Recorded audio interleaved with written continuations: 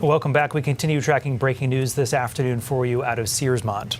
I'm Amanda Hill. This is Brian Iacono, and we have heard already from a spokesperson for the Department of Public Safety who has confirmed that investigators with the Fire Marshal's office are at Robbins Lumber in Searsmont to help with the situation going on there. We are hearing from multiple people in the area that there was an explosion at one of the silos at the mill. We have a reporter there live right now. Sean Stackhouse just got to the scene, and we want to head to him to get the latest information there. Sean, can you hear us yet? Yeah, loud and clear, Amanda. So we are live on Ghent Road. This is just off of Route 131 in Searsmont, and the fire at Robbins Lumber is still extremely active. Now, let me just step out of the shot so you can get a better look at the plume of smoke rising into the sky. We are seeing flames shooting at least 40 feet into the air, if not larger. Now, the road that we're standing on, Ghent Road, that leads to the entrance of Robbins Lumber. We're about 200 yards away and can see a large number of first responders on the outside of that road to the entrance. Even just here on Ghent Road leading up to it, in the past 15 minutes since we've been on scene, we've seen Albion Fire Rescue, Liberty Fire Rescue, Belfast as well. So this is generating a massive response of local EMTs, law enforcement, fire crews. There is heavy traffic on Route 131 that is being redirected by the local sheriff's office here. As we continue to give you this live look across the area, there are, again, massive plumes of smoke. We've heard that the governor is aware of this incident, and we're looking to see as much as we can from the sky. We are hearing what sounds to be a plane of some sort. We're not able to visibly see it, but we can hear a helicopter starting to spin, and right above the tree line now is where we can start to see it. From my vantage point, that looks to be a potential life flight helicopter. And again, now many of these roads in this area are closed. Route 131 for several miles leading up to Ghent Road, which is where the entrance to Robbins Lumber is located, is closed. As we now see this helicopter flying right above, past these major plumes of smoke shooting into the sky outside of Robbins Lumber. That's just one of the many first responders we've seen. We have a fire truck that is about to pass us on Ghent Road as well. It's the Morrill Volunteer Fire Department, another crew. So in just the past few minutes that we've been here, these are just crews that have been working and assisting, leaving and coming to the scene. We have not gotten a vantage point of all the crews that are actively at the blaze that is still raging right now. Again, shooting into the sky, a plume of smoke that is going entirely up into the scene. We will continue to give all of these updates as we can. We have many more fire departments that are moving up past us here on Ghent Road, but again, around 131 and Ghent Road, anywhere near Robbins Lumber, roads are closed. There is heavy law enforcement, police, first responder presence. Folks are being asked to avoid the area. We'll give you all the updates as we can as I step out of the way to allow these trucks to pass.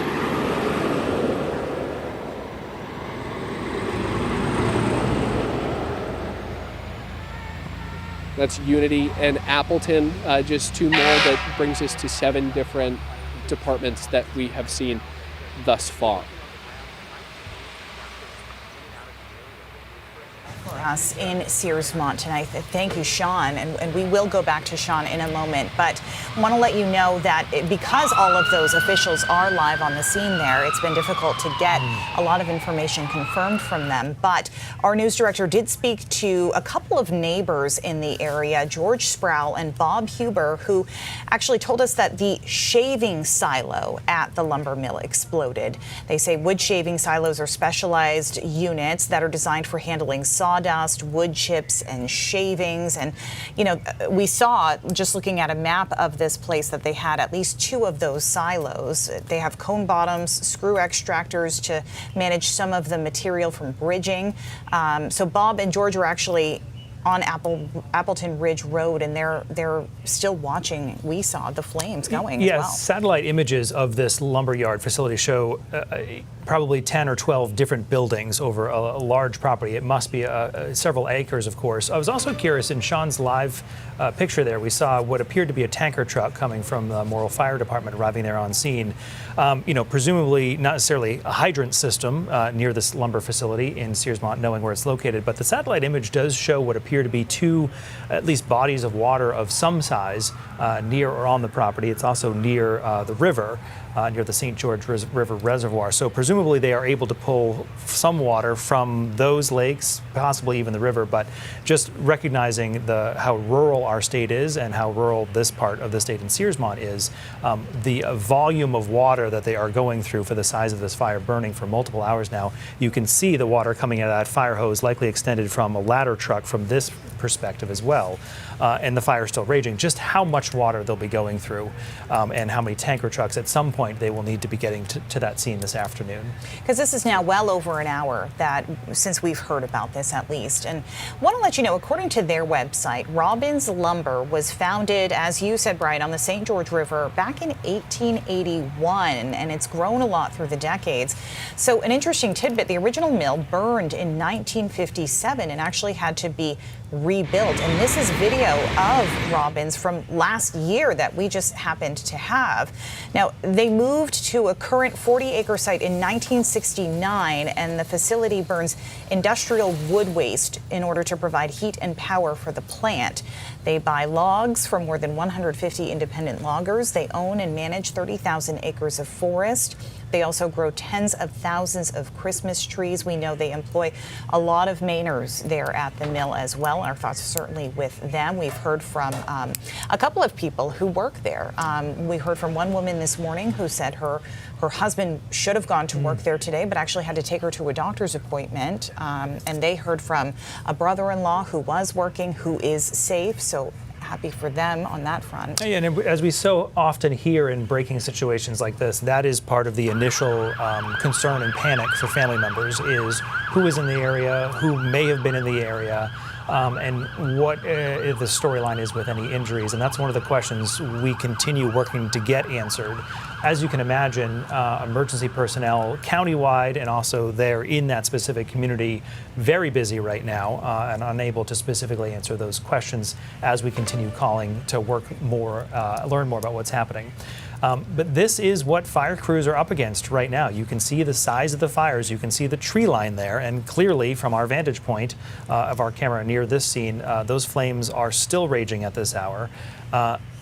Goes without saying, this is a lumber mill, which means there's a tremendous amount of wood on the property and other materials. Amanda was explaining the shaving silo, which is often used for handling sawdust and wood shaving. So all of the elements of a lumber facility, as you can imagine, are on this property, and all of them are combustible, which is what those crews are up against and have been up against. Also seeing the plume of smoke, which has been this dark, dark black for about 2 hours now, going on the original images viewers sent us and then what our crew has been seeing here.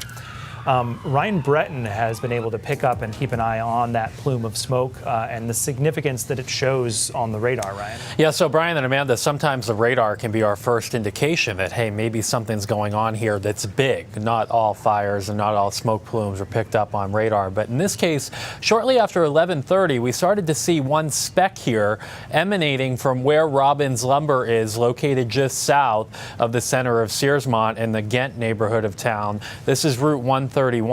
And then watch as I play this out. You see from after 11:30 through 12:30 what appears to be this narrow area emanating from that direction.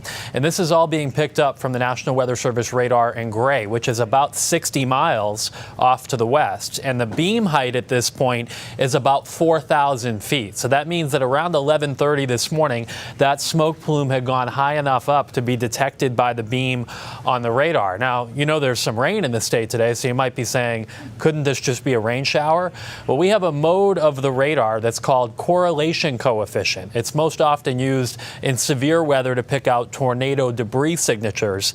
But in this case, we can tell on this mode of the radar that these returns are not your ordinary precipitation. They stand out as something different. And that smoke plume extended over the last, say, 45 minutes to an hour back to the west in the flow of the wind, which takes it back toward Liberty and toward Somerville and on the north side of the town of Washington as well. This is a look at the current correlation coefficient picture out of the Ghent area in Searsmont. The smoke at this point, as you saw, it is still dark and going up relatively high in the sky there too, but there are also a few little rain showers that have developed in this area in addition. Nothing that's heavy, but there have been a few quick little sprinkles that have been passing through this area. Also worth noting, given that this is a plume of smoke that's getting carried and dispersed, sometimes there can be some particles in the air that can affect air quality. I checked in on some of the sensors within this region. There are not any sensors I could find online in this area, but in the ones surrounding, air quality at the moment is okay. So we'll keep an eye on that as well, Brian and Amanda. All right, Ryan, thank you for that insight. I want to let you know, too, we're hearing from some officials. Governor Janet Mills is aware of this incident.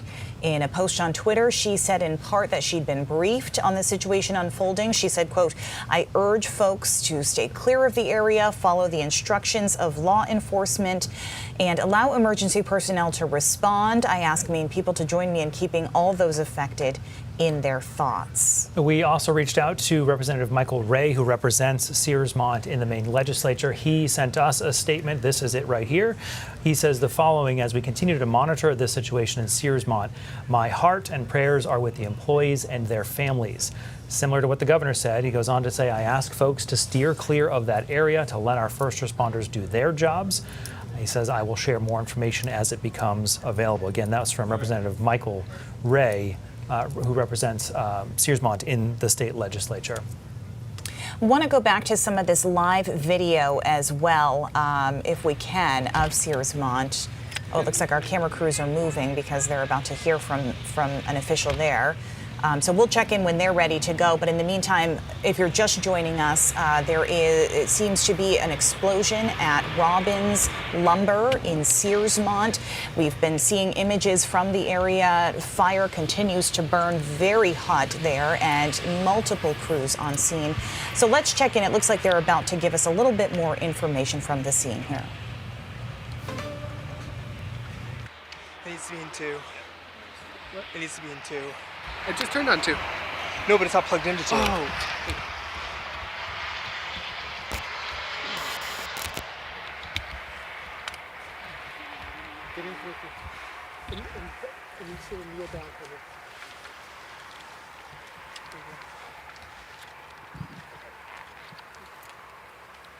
My name is Catherine Robbins Halstead. I would like to thank the fire department for their tremendous response. I would like to, first off, the most important thing is that all our employees are accounted for. And I would like to thank everybody who has reached out with their thoughts and prayers and offers of help. At this time, we have a significant event going on at the mill. I don't have any further details at this time, but all employees, the most important thing I'm so thankful for, are accounted for. Buildings can be replaced, employees cannot. And the fire department has done a tremendous job, and I thank them for everything that they have done. Thank you. Catherine, can you tell us your name and your title? My name is Catherine Robbins Halstead, CATHERINE, ROBBINS-HALSTED.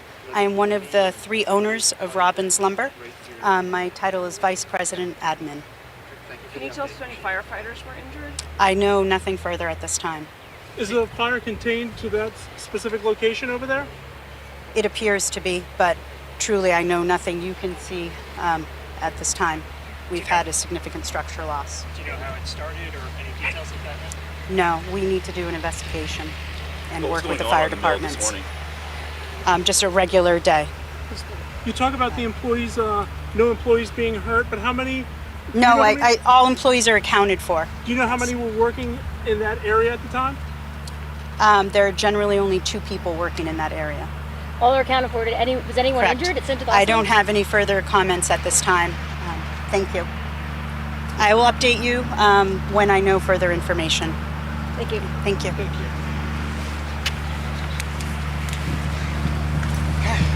Well, we just heard from Catherine Robbins Holstead, who is VP of Admin there at Robbins Lumber, and she didn't have much to give us for information, but she did say that all employees are accounted for. Yeah, and a reporter there, as you saw, there were multiple reporters talking whether they are, within sight distance of the scene right now of what's unfolding. And these are also images of what's happening right now. You can see where that cluster of reporters just were a moment ago. But one of those reporters did follow up with a comment saying that there are no injuries, and she was clear to emphasize that she says employees are accounted for and that she cannot comment any further about any injuries or any injuries to firefighters who were on the scene this morning as well.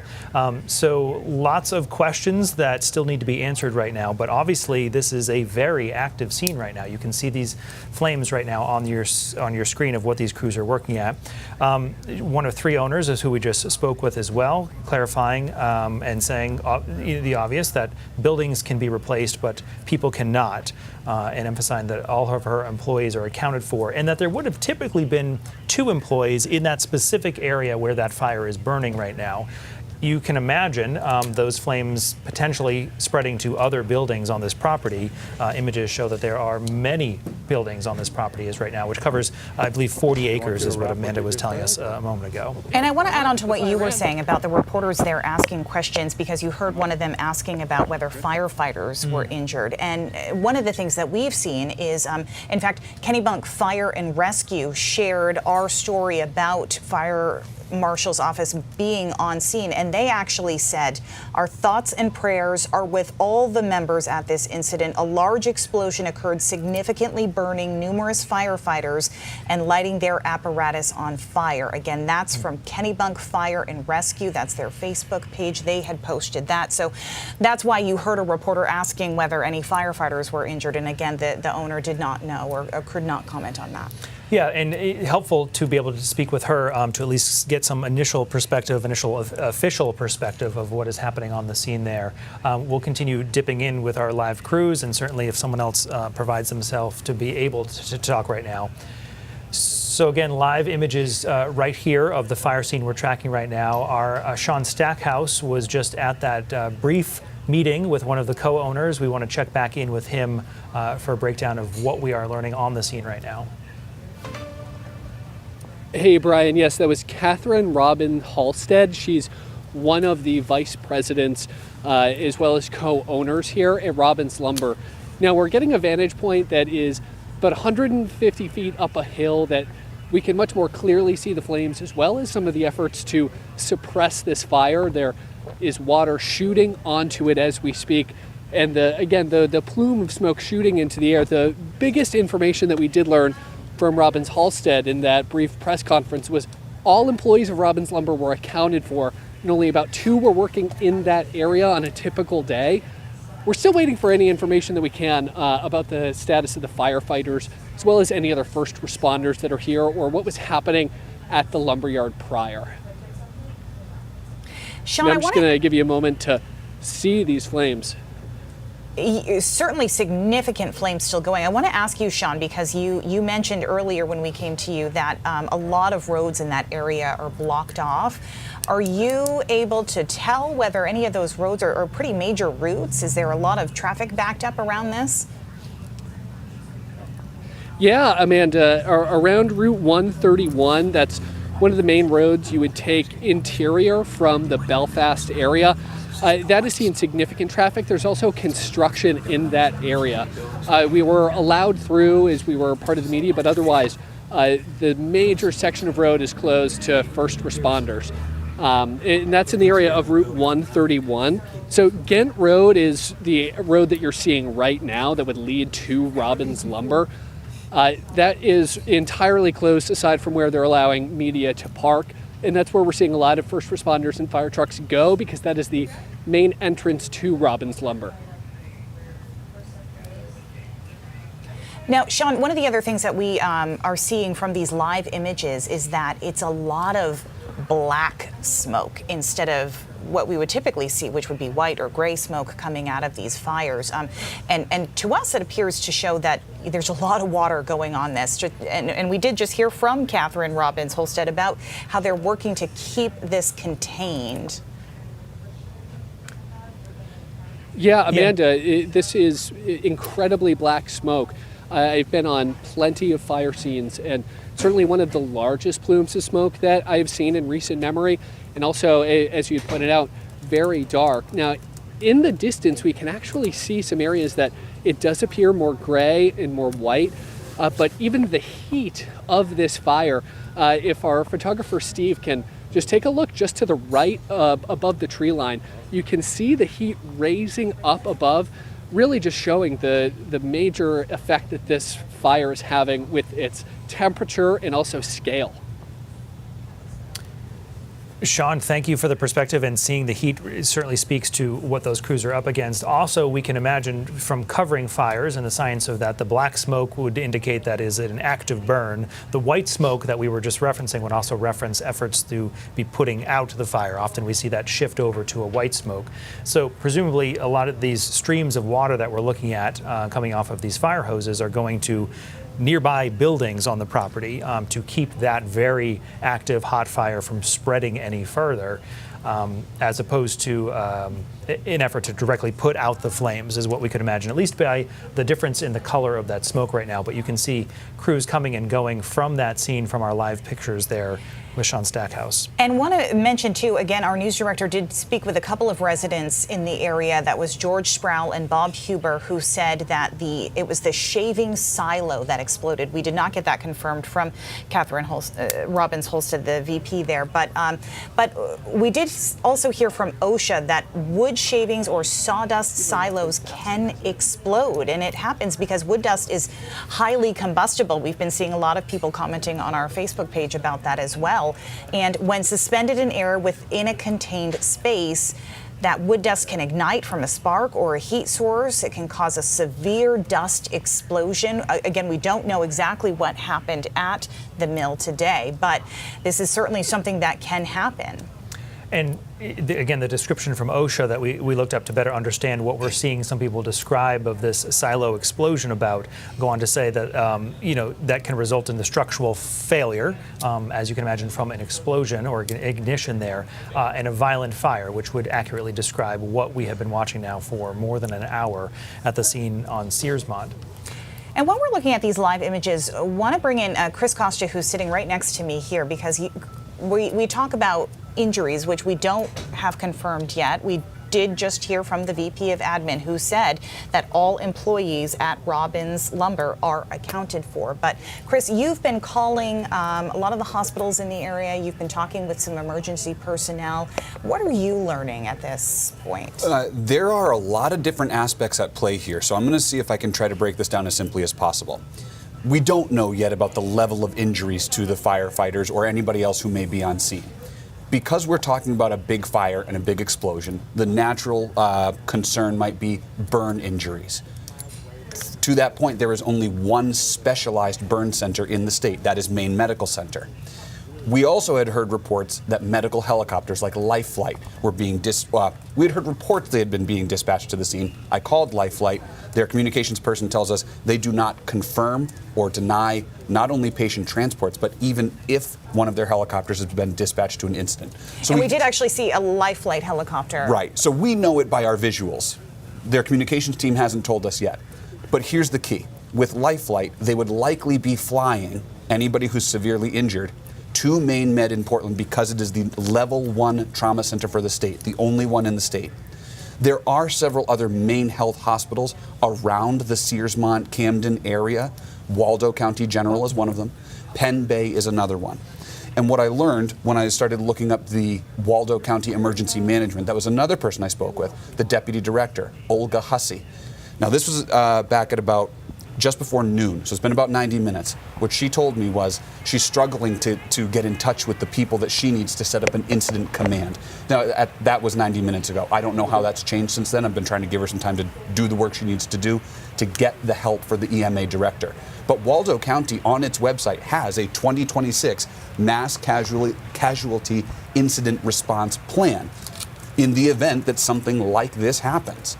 And so one thing that I can tell you, from that plan online, it says that Waldo County Hospital cannot take more than 8 patients at a time in its emergency department.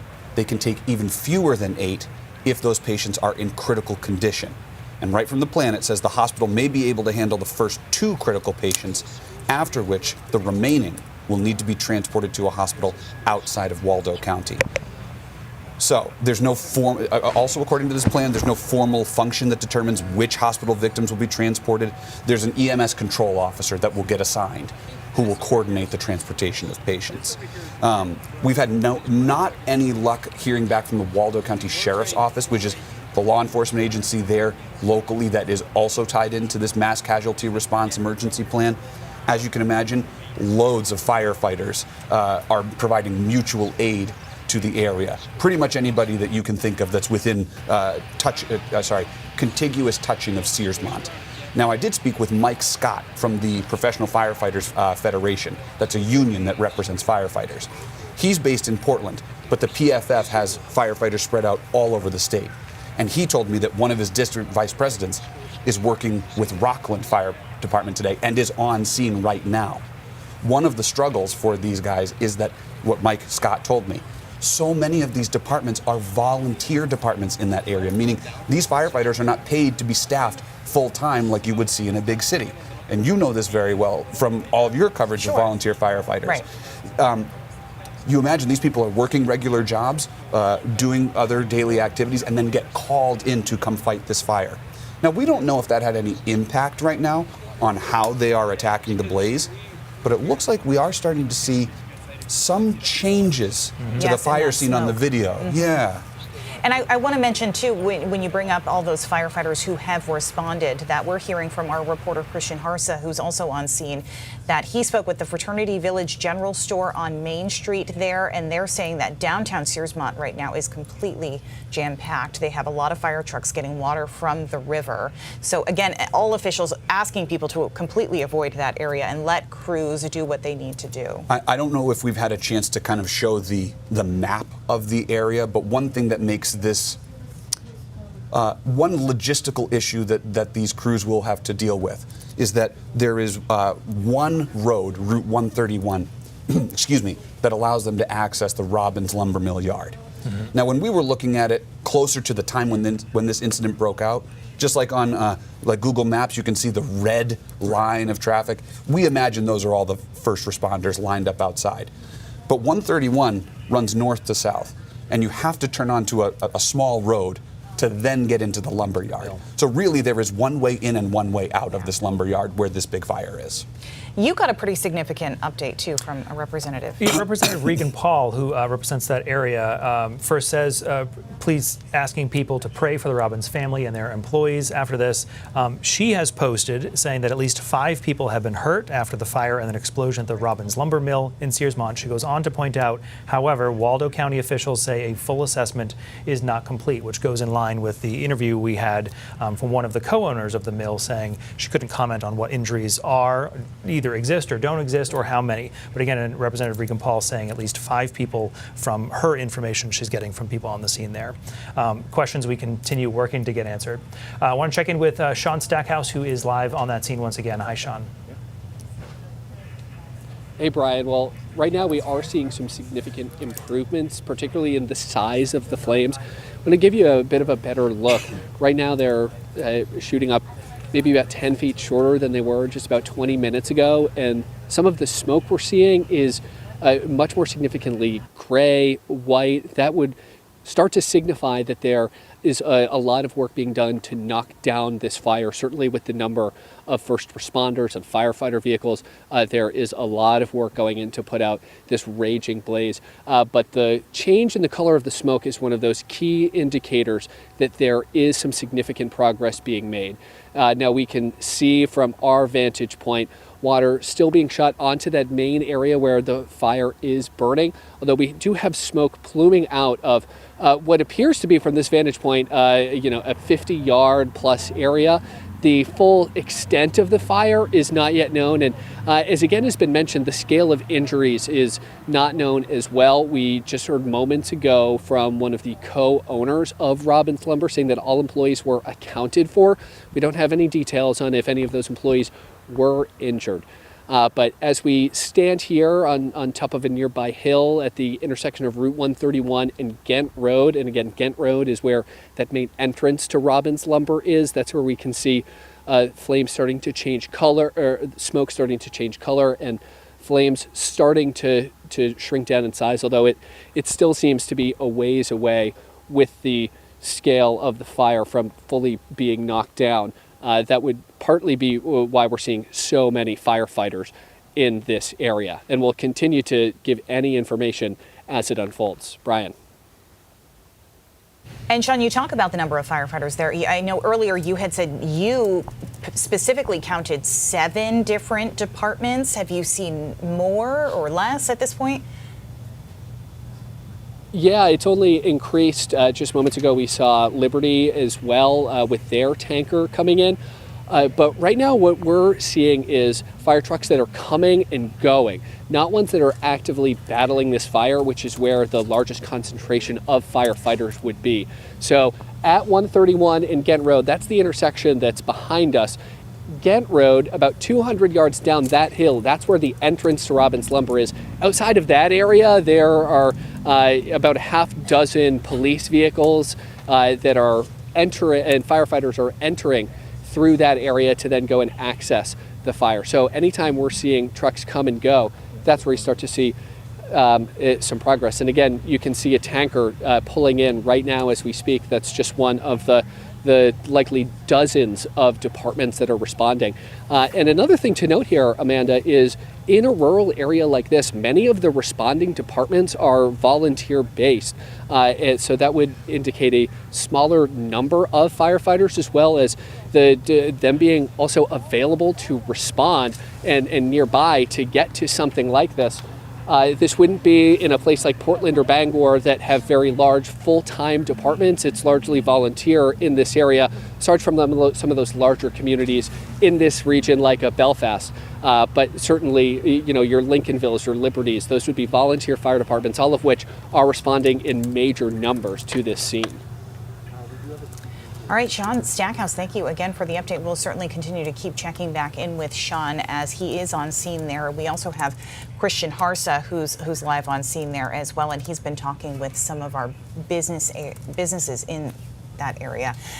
Let's go back to Chris here, who continues to monitor this situation as well for us. And you've talked to a number of different people who are likely responding to this now. There's actually one state agency that there are several agencies we're waiting to hear back from, but one that I'm particularly curious about, and that's the Department of Environmental Protection. Anytime we have something industrial like this, there is a concern about hazardous materials. And those hazardous materials, especially when they burn, can cause a number of environmental effects for the public, not just the people there at the scene. To be clear, we don't know if any hazardous materials are involved right now. That's why we're waiting to hear back from the DEP to see what is the level of their response. We do know that when hazardous materials are involved, there's even a decontamination process for the patients who go to the hospital. So, sounds like this has been a little bit difficult to get the confirmed number of people involved, injuries, so on and so forth, because it sounds like we're getting different streams of information from different people who seem to have official knowledge. But in a situation like this, there should be an incident commander, one for law enforcement and one for firefighters, first responder personnel, EMS as well, who should be coordinating this type of information. And certainly they're very busy at this scene. Right. We have not yet heard from any first responders. You're correct in that. The only person we have officially heard from is one of the owners of the mill, which was Catherine Robbins Halstead, who again said all employees there are accounted for. Yeah, and she could not go into this point that so many of us have been talking about again. She couldn't go into specifics of injuries, and that is the big question for so many people watching at home right now, obviously, is what is happening or what has happened to families who may have been there or employees who may have been there. So she couldn't comment on that, but she did say in terms of the specific location where this suspected explosion and fire is now raging, 2 employees would have been working at the time. And the term that she has used is that all of her employees are accounted for at this point. That's again from one of the co-owners of the mill. This has been a family mill for generations at this point. It's considered a modern mill, one of the largest producers of pine lumber in our state. We know we have a tremendous forestry industry here, and it's used. They also use a biomass, which is a waste wood boiler, to generate their own electricity on the power. Electricity on the site there, obviously. But they are located along the river, and as we've been hearing, crews there are efforting to get water to that scene from the river, and then also this tanker trucks, which we have been showing you in our live pictures, arriving on that scene and obviously leaving the scene as well. And just from my count, Brian, from what we've seen on the live video feed here, there have been at least 3 tower trucks who are dumping water on this fire from above, one on the other side as well. And it does seem to be helping quite a bit. In fact, those flames have gone down quite a bit. When we spoke with Sean, he said by his count, it looked like they've gone down at least 10 feet. Wow. From when we first checked in that change in the smoke that we've been observing, simply just as observers watching live images alongside you, it was that very black smoke for so long, going on 2 hours. You're starting to see that shift now on the left side of the plume. It is much more white. On the right side of the plume, it is a gray, and it's just that direct center stack, if you will, that is still that dark black smoke. And again, that's the smoke that our weather department picked up on radar, which they were pointing out, Ryan Brenton was explaining, for that to get picked up on the radar, which is from gray, it was 4,000 feet in the air. So it was a tremendous plume of smoke coming from this facility in the immediate hour to 90 minutes after that explosion. You know, and that said, if you guys want to get ready, we can check back in with Ryan in a moment to talk about how that looks now on the radar compared to right, what to see if we're starting to see a change now from our visual indicator to what right. the technology is showing as well. Because it has been encouraging to see those flames go down. I would assume everyone at the mill is encouraged to see those flames get a little bit more contained. Right, we so often use that term an active scene, which means we're seeing things happening right now, which means the answers to the questions so many of us want are on hold because they are actively dealing with this. So the encouraging part is that if the initial flames are getting more under control, we may start to work more toward getting answers to those questions. And just while we get Ryan set up and framed in a camera, have we talked about sort of the, I don't know, elephant in the room here, that this is a lumber yard that's on fire? It's wood. Right. And I was talking with Mike Scott from the Professional Firefighters Federation. Has the recent rain helped at all? Is this going to make any impact on this? And as you can imagine, as somebody who's not there at the scene at the fire, he really did not want to speculate, which I think is commendable given the situation. But those are a lot of the questions that we're starting to ask as well. What is on fire? Is it actual lumber? You would imagine it might be. What is the burning process for that? Is it wet? Does that affect it? Lots of different things that we will hope to uncover when officials are able to brief us when this scene kind of calms down. Right. That'll be the question. So Ryan Brenton is here now and joins us. And Ryan, that is actually an area that hasn't seen a lot of rain today. It's a great point. Amanda, Brian, Chris, last night there wasn't much rain there either. It was probably a half an inch or less. But to get you caught up to speed on whether or not we can still see this smoke plume on radar, the answer is yes. And this is all coming from the National Weather Service in Gray, which is about 60 or 70 miles to the west.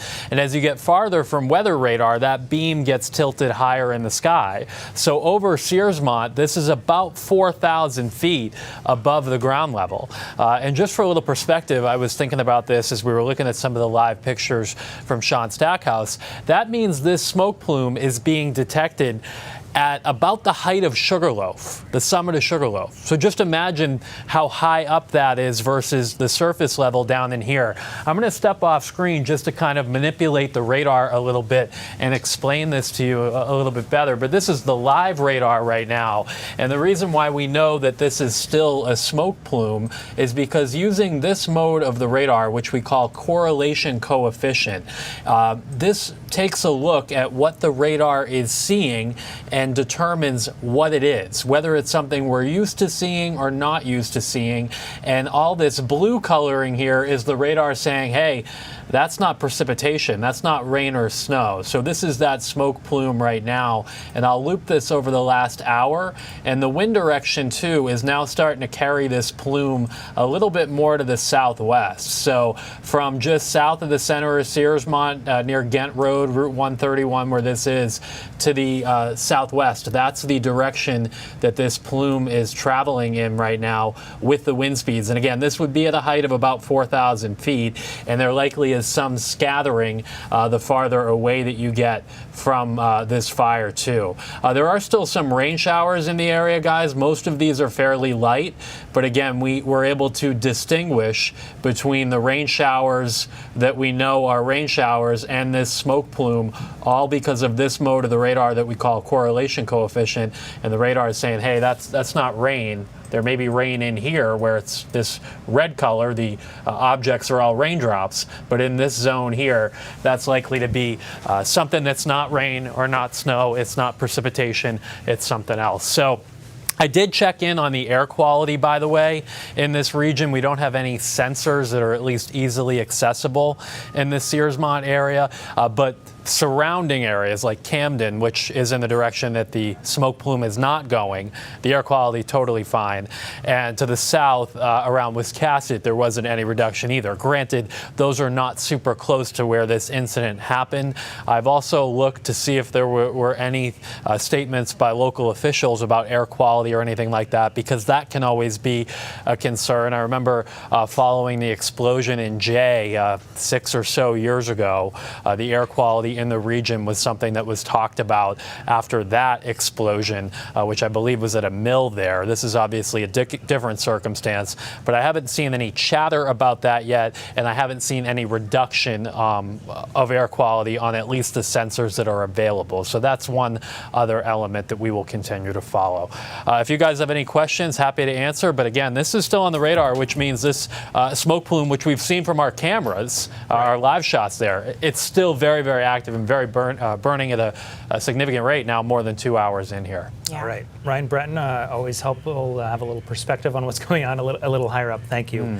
Want to share statements as we get them from our elected officials. Senator Angus King saying, I'm monitoring the reports, tracking the explosion at Robbins Lumber in Searsmont, and commend the brave first responders who are now on the scene helping workers and their families. You're looking at his statement right now.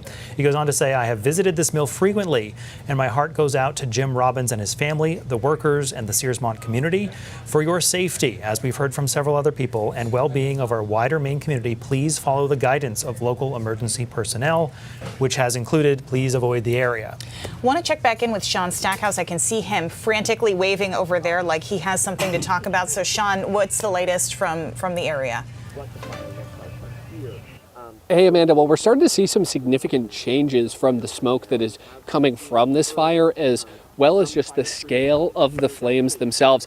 Let me give you a bit of a better look. And right now, it's even hard to see some of these flames from behind the tree line. When we arrived, these were shooting up about 10, 20 feet above that tree line. Now you kind of have to squint to see them from this area, as well as a significant change in the color of smoke. We've been talking about this over the past few times that you have come to us, that it's shifting from this darker black towards more of a gray and white. Now, the area that we were seeing those biggest flames for the last half hour or so, the smoke coming from that set of flames has almost entirely turned to gray, and then just a bit behind it, maybe about 50 yards back, is where now we're starting to see some black smoke coming from this area. So it's very evolving in the type of smoke and where this is active. Now, I'd have to imagine that right now we're about 400 yards, maybe a quarter mile from the actual lumberyard itself. So our vantage point is all coming from above the tree line, up on a hill at the intersection of Route 131 and Ghent Road. Ghent Road, again, is that road where there is the entrance to Robbins Lumberyard.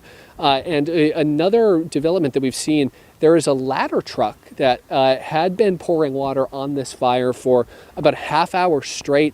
That has since stopped. Obviously unclear if they have run out of water or if they're attacking it from a different area, but we're starting to get a bit of an idea of what the response has been like and what some of the tools they were using to put out this blaze.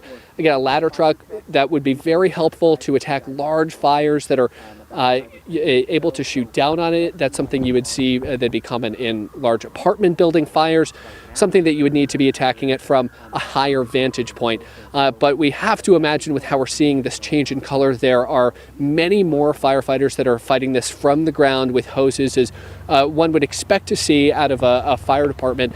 But we're continuing to see departments coming into this area. Just moments before we came to our live shot, that's where we had a tanker come in. That's one of those vehicles that is used for carrying water. A ladder truck, one of the utilities used for attacking, as well as a traditional fire truck that's able to do a bit of both. We've seen all of them in this area. So tanker trucks, engine trucks, ladder trucks. As we can see a traditional engine departing right now, as we've seen others come right in. This is something that we can expect to be happening throughout the remainder of this fire, as they will need to gain access to water. That's one of the things that those tanker trucks are doing, is Sean, using nearby bodies of water to fill up. So they would live images right now. We want to show our viewers of a life flight helicopter landing at Maine Med's helipad. This is in Portland. Again, this is a live image of that helicopter arriving there. According to FlightAware, it did come from the downeast region of the state, which would be closer to where Searsmont is right now. I'm just pulling up that map at this moment.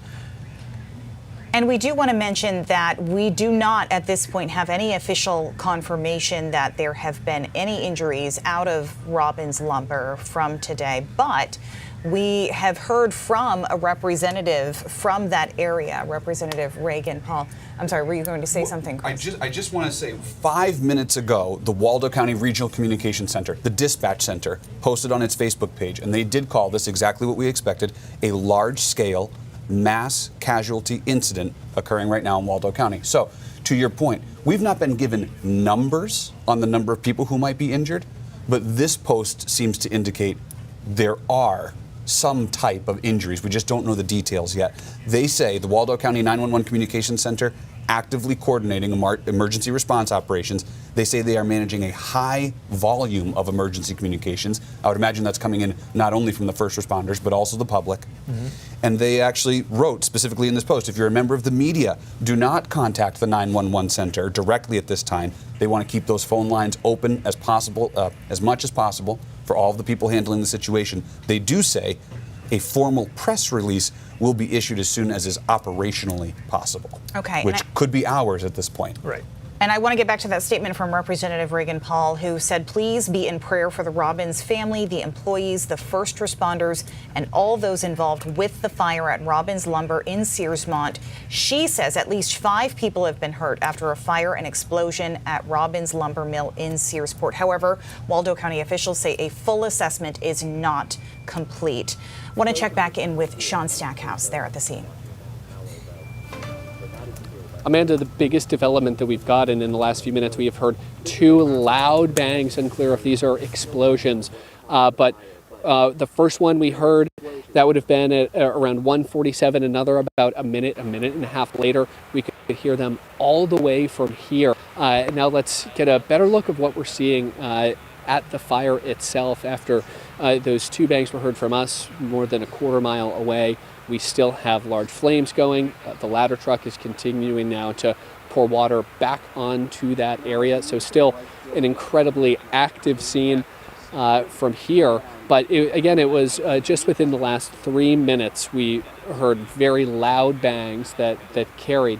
But we still are continuing to see some of those developments that are coming. We are just learning in the last minute as well.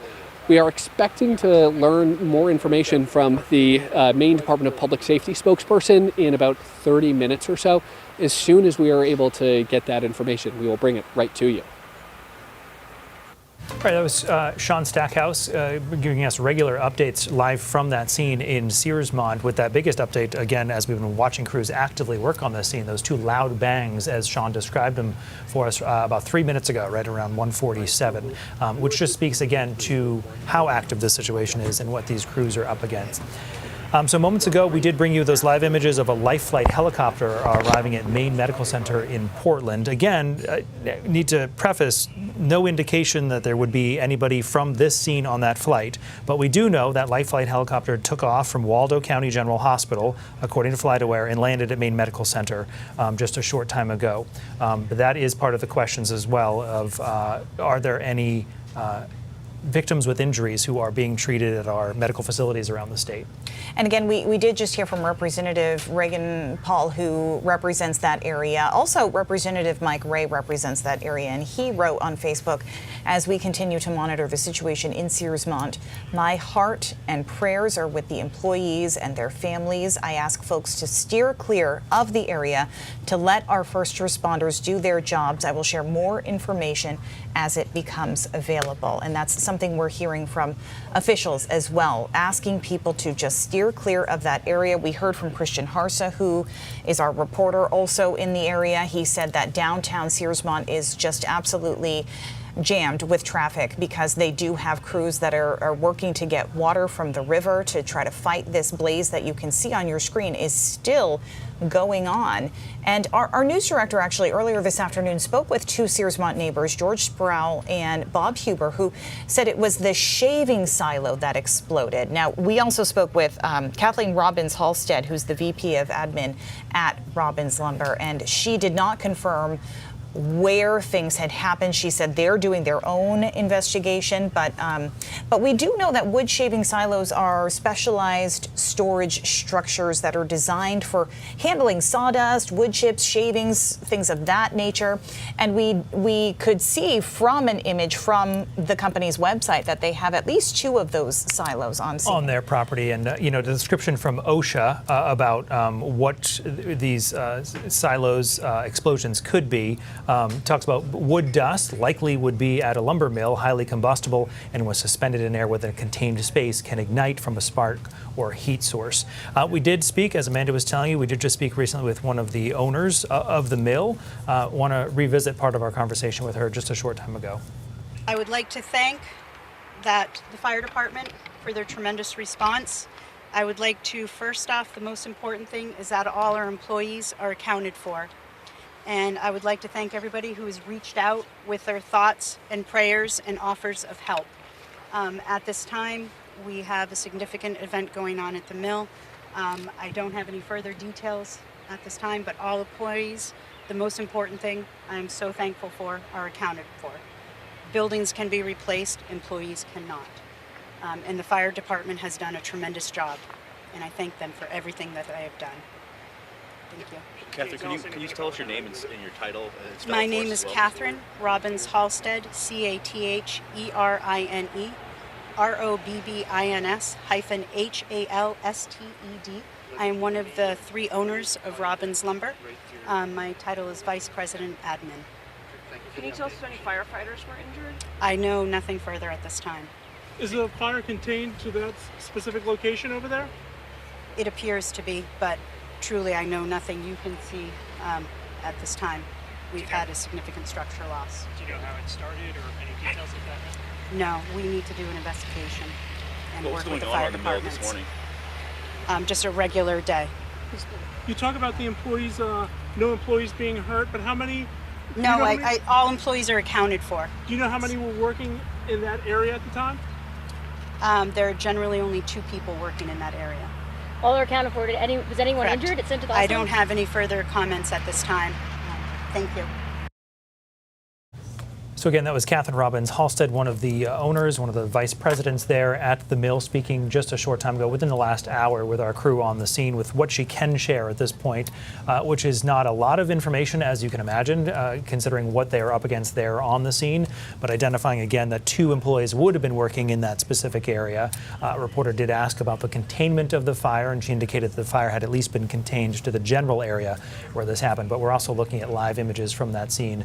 And again, we've been talking a good amount of it, but it's such an indicator on a fire scene is the changes in the smoke and how much is coming from that scene. So we've been seeing a significant change from what was basically like a chimney stack of black smoke going straight up, and it would have been going west from there with the wind conditions to this a bit of a dispersed gray smoke coming up from that scene. Certainly encouraging to see that change. And for a little history, a little background on Robbins Lumber, according to their website, they first opened back in 1881 along the St. George River. And it was those days they had a water-powered mill.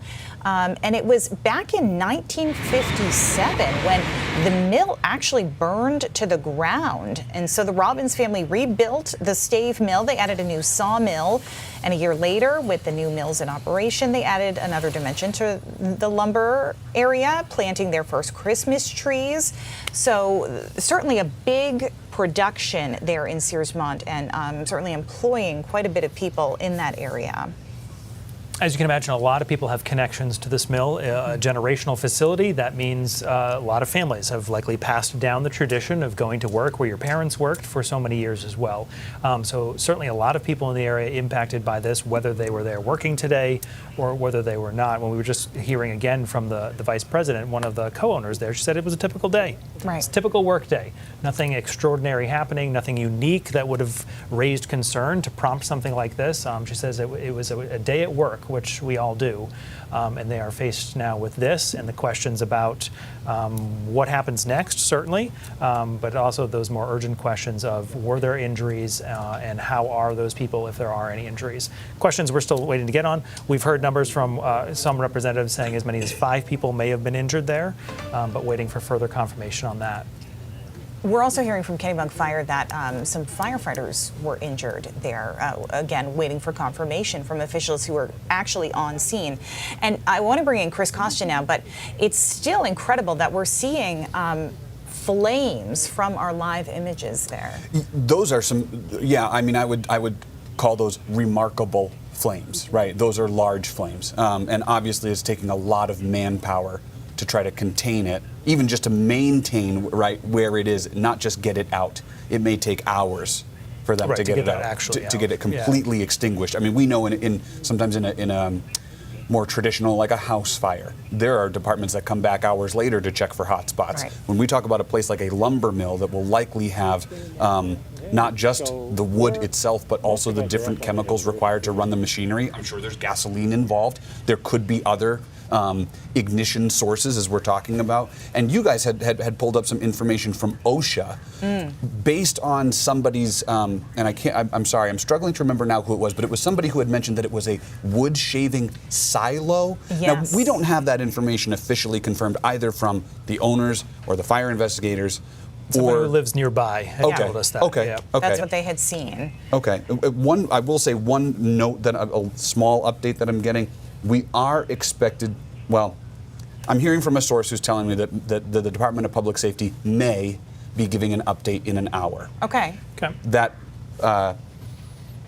we'll wait to see how that plays out. These situations, as you guys understand, are very, very difficult. So what we might say might be an hour could turn into 2 hours depending on if something changes. Yeah, and we knew early on confirmation that the fire marshal's office was sending investigators there immediately. This wasn't a situation where they're waiting for the scene to be taken care of and then they'll show up tonight or tomorrow. They were headed there when we came on the air with you at noon. So presumably they are certainly there at this point, starting their investigation in the very early stages. But aside from that, really all we've heard from officials is what you've got pulled up right here from Waldo County Regional Communications Center. Essentially saying that their 911 lines have been extremely busy, and they didn't give much detail in the post. They're just asking everybody else, if you're not involved directly in the response or you're being affected by these flames, do not call 911 right now. We need to keep our lines open so that we can be in touch with all of the first responders who are going to the scene. Again, Waldo County, and actually I think every county in Maine, is required to have what's called a mass casualty incident plan. We found Waldo County's right online from 2026, and it spells out line by line from the moment that an incident breaks or occurs, so to speak, there's a whole domino effect, logistics spelled out right here that all the different teams must follow. Whether you are in law enforcement, whether you are a first responder like a firefighter, whether you're involved in patient care like EMS or hospitals, everybody has their own role to play, and it's all spelled out in this document. We were telling you guys earlier about some of the capacity for the nearby hospitals like Waldo County General and Penn Bay Medical Center, both covered by Maine Health. That's another agency we're waiting to hear back from, because what we are expecting, and again, we're dealing with some uncertainties here, but we've talked about life flight, we've talked about potential for injuries, we've talked about the potential for burns. So we also need to hear from Maine Health about are their hospitals receiving patients and to what degree of injuries. Yeah, and you know, it's important to also recognize what that term mass casualty incident means. Right. Which is what they're calling it. They're saying a large-scale mass casualty incident. So the U.S. Fire Administration links to FEMA about what definitions are termed. So mass casualty this is from their posting, any large number of casualties produced in a relatively short period of time. And that's really the emphasis. A moment happened that caused a number of people to potentially need help. Usually as a result of a single incident. They reference aircraft incidents, hurricanes, floods, an earthquake. So identifying a moment in time that then triggers a response from multiple agencies to respond to the situation. So it can be misleading just by the words in the term mass casualty event, about what it means, and that's why this is an unknown about number of injuries or if there are any injuries, but that classifies it as a moment that happened that required a large response. And to your point, the word casualty is a term that we frequently associate with death. However, the definition of casualty, as it is cited by all of these different emergency organizations, is not just death, but somebody who could be injured, somebody who goes missing during a destructive event, some type of disaster or accident. So mass casualty is a bit of an umbrella term, and that's on purpose, right? We don't know the details, but we do know something significant has happened, and there's a large response to it. And again, we don't know the details, but we did see a life flight helicopter landing a short time ago at Maine Medical Center. And Chris, I know you reached out to officials there, and you still haven't heard back, which we probably won't hear anything back from them anytime soon. I'm sure they're waiting for officials to get on and brief. Well, and we were talking about that mass casualty incident. Actually, you know what, let's take a look at the video we're seeing now. So this is what we would expect from a life flight helicopter that lands at a helipad. This one is at Maine Med. It appears they have some type of hospital bed that they're pulling up to the helicopter right now. I just want to be clear.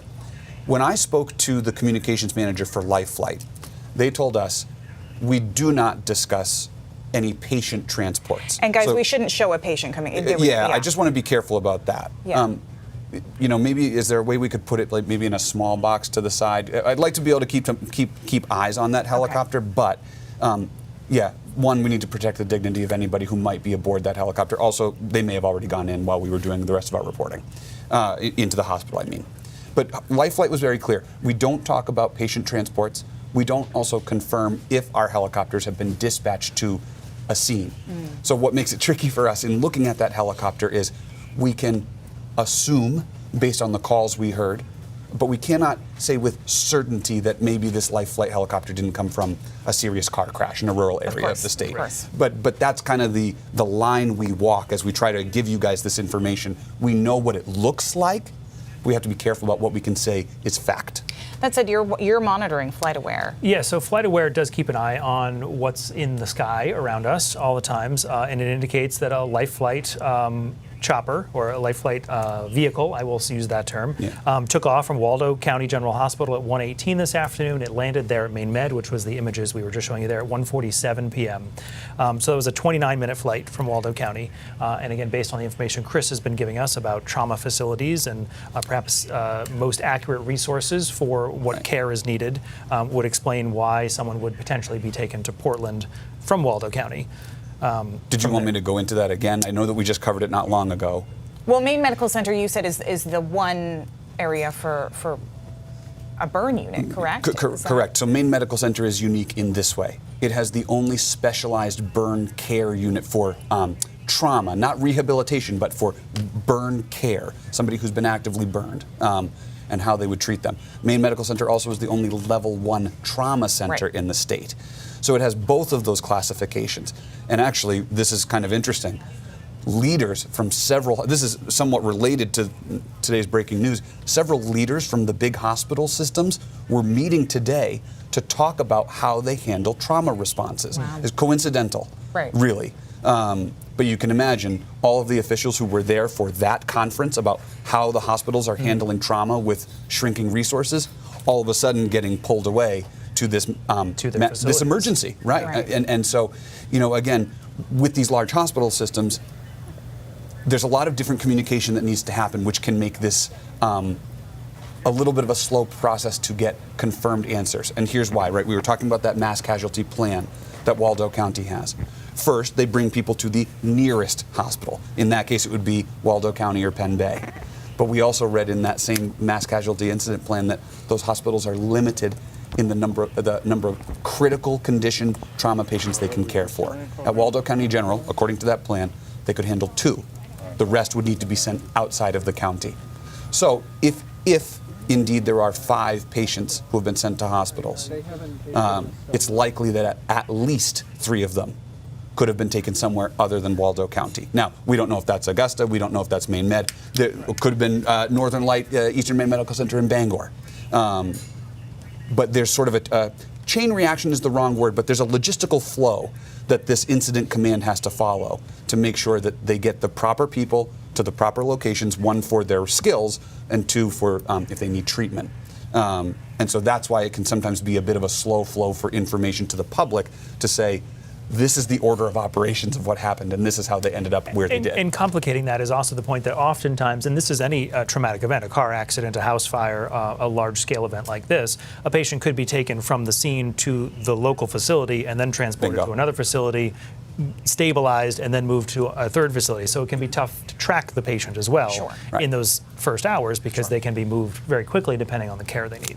Yeah. And just to clarify again, the VP of operations there said that all employees are accounted for. Now, she did not specify whether any of the employees were injured, nor do we know if any firefighters were injured, but all employees of the mill have been accounted for. I want to point out, look at our live video here. Yeah.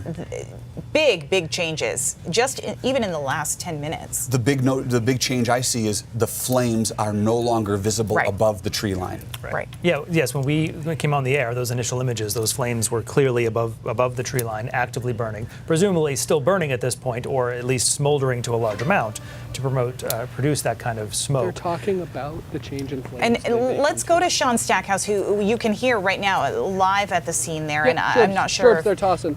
Sean can hear us. He just told our photographer to get ready. What are you seeing, Sean? I mean, we're clearly seeing a visible change here. Yeah, Amanda, you're observing it correctly. There has been a significant visible change. One of the biggest is that there is a decrease in flames. That's something that we've been tracking for the last hour or so since we've been here, as well as the color of smoke. Now, last time you came to us about 20 minutes ago, we had mentioned that we had heard a loud bang. We just heard another one of those about 5 minutes ago. Now, as we take a look at the scene, you can see that the smoke has really changed from a blue to more of that white smoke. But in the rear of this lumber yard from our position, that's where we're starting to see that more black plume of smoke. And we're also not seeing the visible impact of the heat that is coming from this fire. When we had first arrived, now about an hour and a half ago, right at the tree line was where we could really start to see the visible heat coming from this that has started to dissipate for the most part. And we're continuing to see some of those, major responses of first responders, firefighters continuing to come through this area to continue to put water on it. As we've mentioned, the ladder truck that is here has gone back to continuing to put water onto this fire, but it is now dipped below the tree line, so we're not actually able to see exactly where that fire is, as well as its scale, which is certainly good news for some of these first responders that have been working for hours to put out this blaze. We're starting to see almost a bit of an orange hue that's coming by the tree line. But again, those fires have significantly decreased in height, but the plume of smoke is still reaching very, very high into the sky, as you had noticed.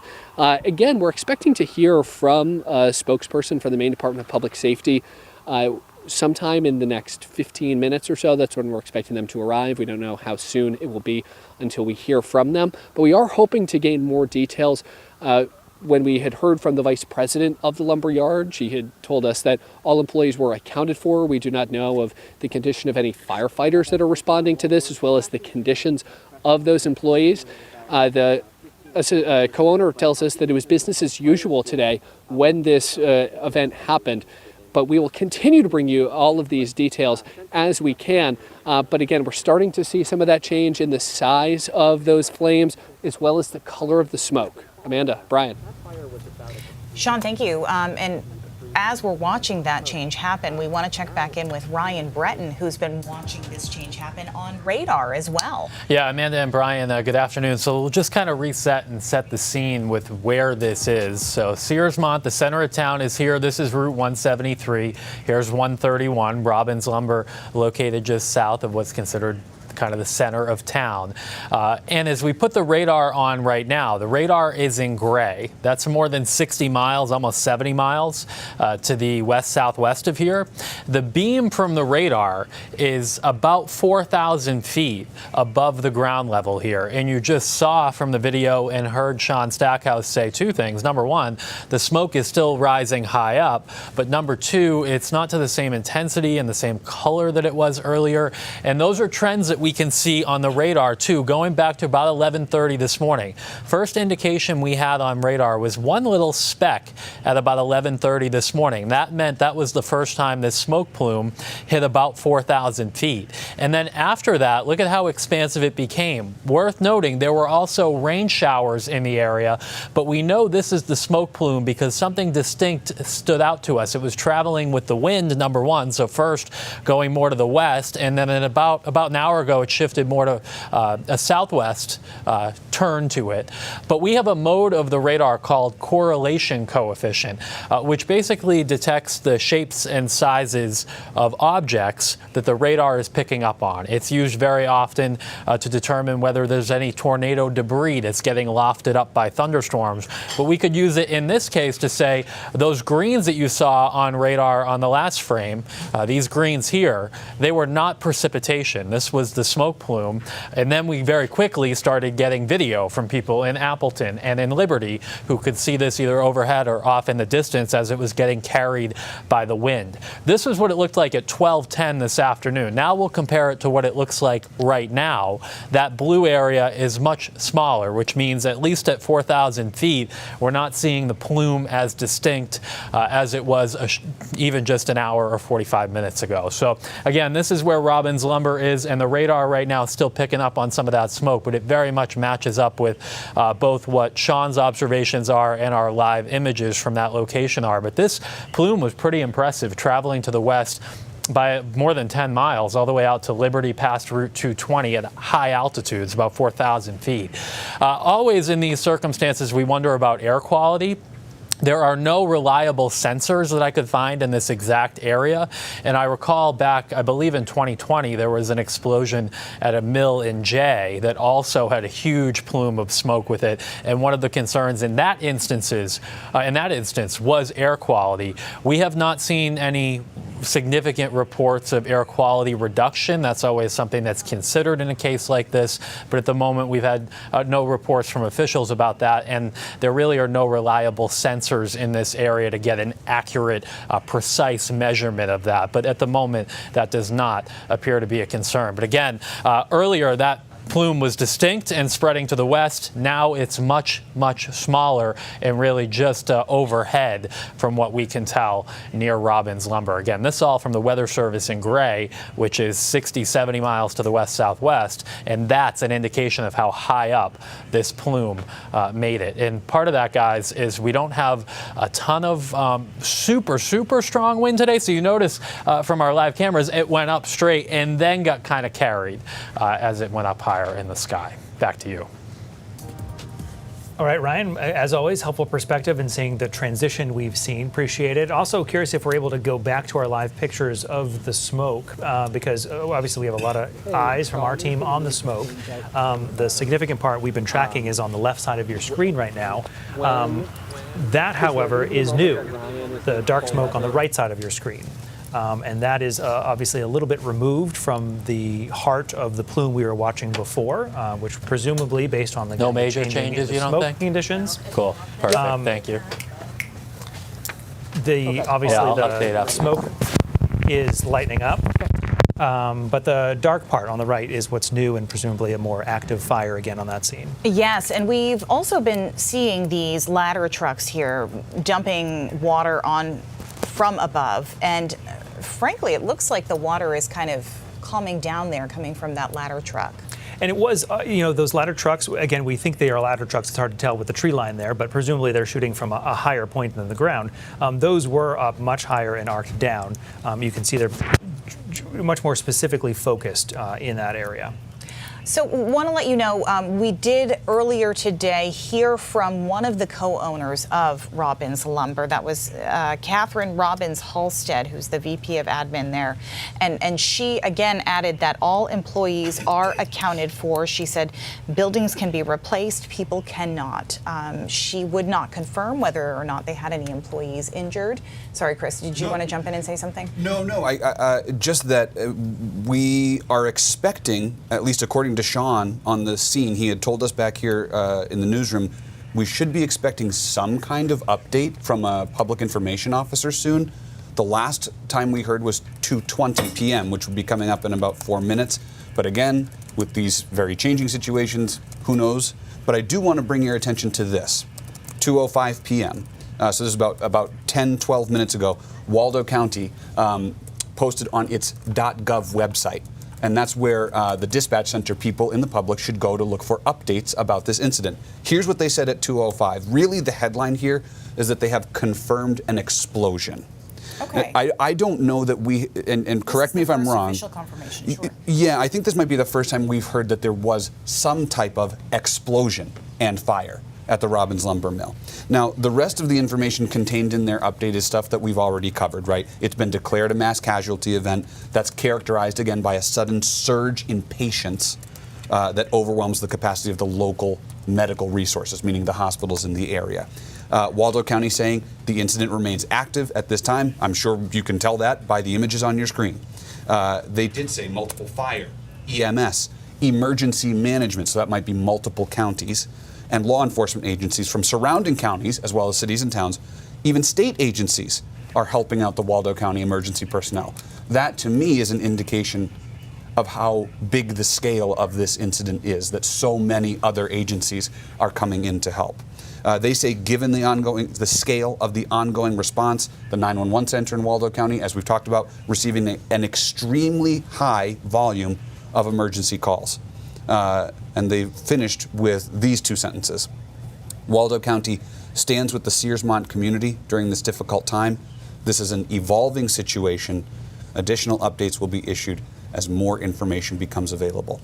So you see when you go to the waldocounty.gov Maine website there, actually it was right at the top of the screen. You can see a red icon that says alert, and that's where people should go to look for updates. You know, it's slightly adjacent to this, but in the spirit of education, most of our towns, our individual municipalities or our counties have some kind of emergency alert system. Yes. And they regularly urge their residents to sign up for these alerts. And this would be an example of one of those that presumably, because that is identified as one of their alerts for Waldo County, if you had signed up for it, you would have received an alert, so you get some official information as it comes in. Something to be aware of and look out for where you live if your community offers alerts when there's an emergency like this. And one of the reasons for that is because there are so many groups that are going into Searsmont right now. And as you mentioned, there's one main strip through the area. Route 131. And we're hearing that downtown is very, very busy right now. And certainly officials are asking people to stay clear of that area. We heard from our reporter, Christian Harsa, who spoke to some businesses downtown who have said just, stay away because it is very busy downtown. This is live video from our Sean Stackhouse, who's at the scene right now. And I want to check back in with Sean because he's been talking to us about all of the crews that have been showing up. Oh, I guess we don't have Sean. I'm sorry.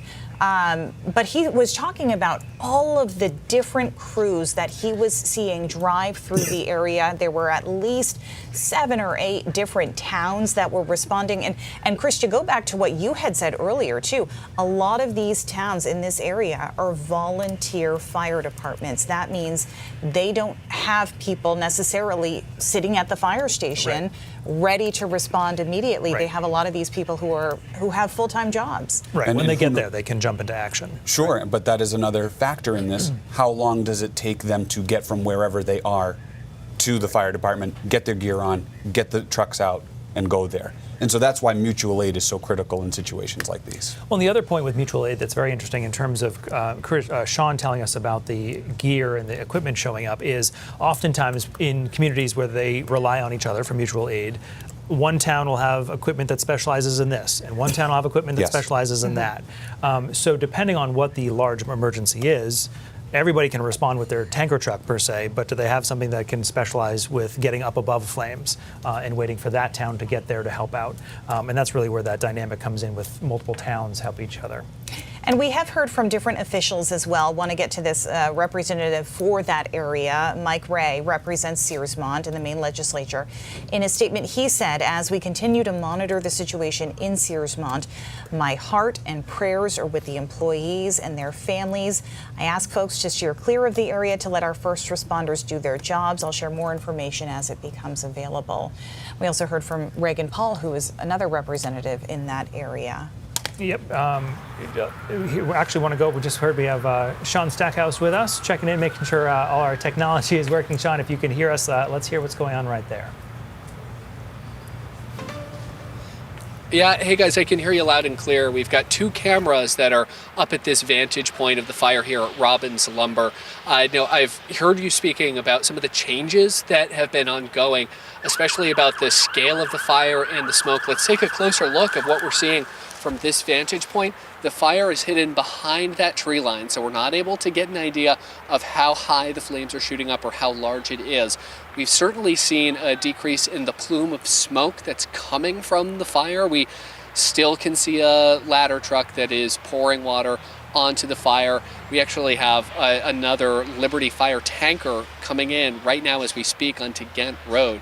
Now, the vantage point that we're on, it's on Ghent Road, the intersection of Route 131.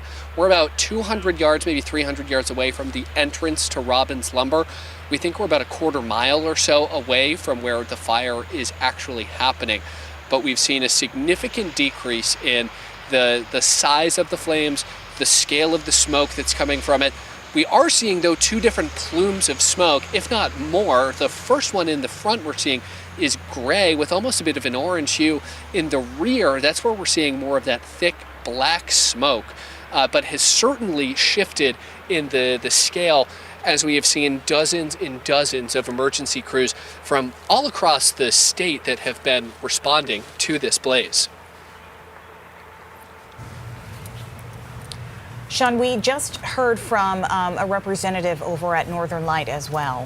Yeah, our reporter who's been in touch with them, Ryan Bell, has been in touch with Northern Light. They are confirming now, saying Northern Light Eastern Maine Medical Center has received 1 patient. That patient is in critical condition. Going on to say we remain ready to receive patients as needed there. Again, that's from Chris Fascini, who is with Northern Light Eastern Maine Medical Center on that scene. So our crews, and again, Chris Costa is sitting just to our left here, talking with our facilities around the state about if they are receiving patients and then the type of care that they can provide depending on where they're taken. So I think this here's an indication of why we may not have heard from Maine Health yet. Maine Health actually has probably the closest, several close hospitals close to the incident. Northern Light Healths are farther away. And so Maine Health right now might be trying to track down that very information. They may be dealing with more than 1 patient. So Northern Light Health, with 1 patient in critical condition confirmed to us, probably a little bit easier to get that info out, whereas Maine Health coordinating multiple different locations, as we talked about, Waldo County General, Penn Bay, and then any who could have been transferred to Maine Med or any of the nearby, the other facilities. So we're still waiting to hear back from Maine Health on if they've received patients, how many they've received, and what condition they might be in. And really, the only thing we've heard in terms of injuries has actually been from Representative Reagan Paul, who represents Searsmont, and she said on Facebook, quote, "Please be in prayer for the Robbins family, the employees, the first responders, and all those involved with the fire at Robbins Lumber in Searsmont." She goes on to say at least 5 people have been hurt after a fire and explosion at Robbins Lumber Mill in Searsmont. However, Waldo County officials say a full assessment is not complete.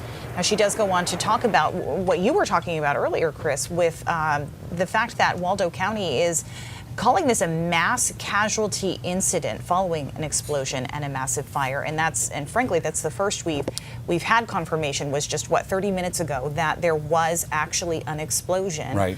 We officially got that from officials there. Correct. And I remember, Amanda, you had brought up a post from the Kennebunk Fire and Rescue that did say that the large explosion, according to Kennebunk firefighters, had significantly burned numerous firefighters and lit their apparatus on fire. Now, those details we have not had confirmed from anybody who's actually on the scene.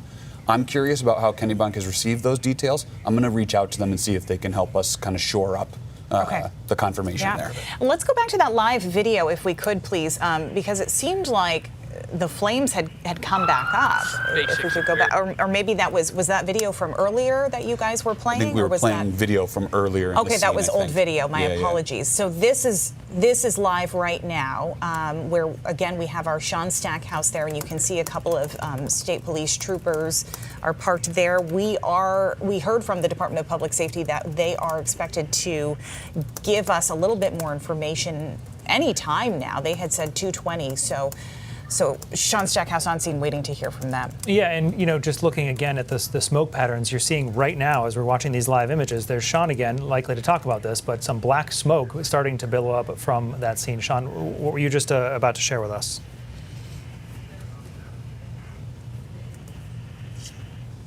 Happy to explain again what we're seeing on the ground right now.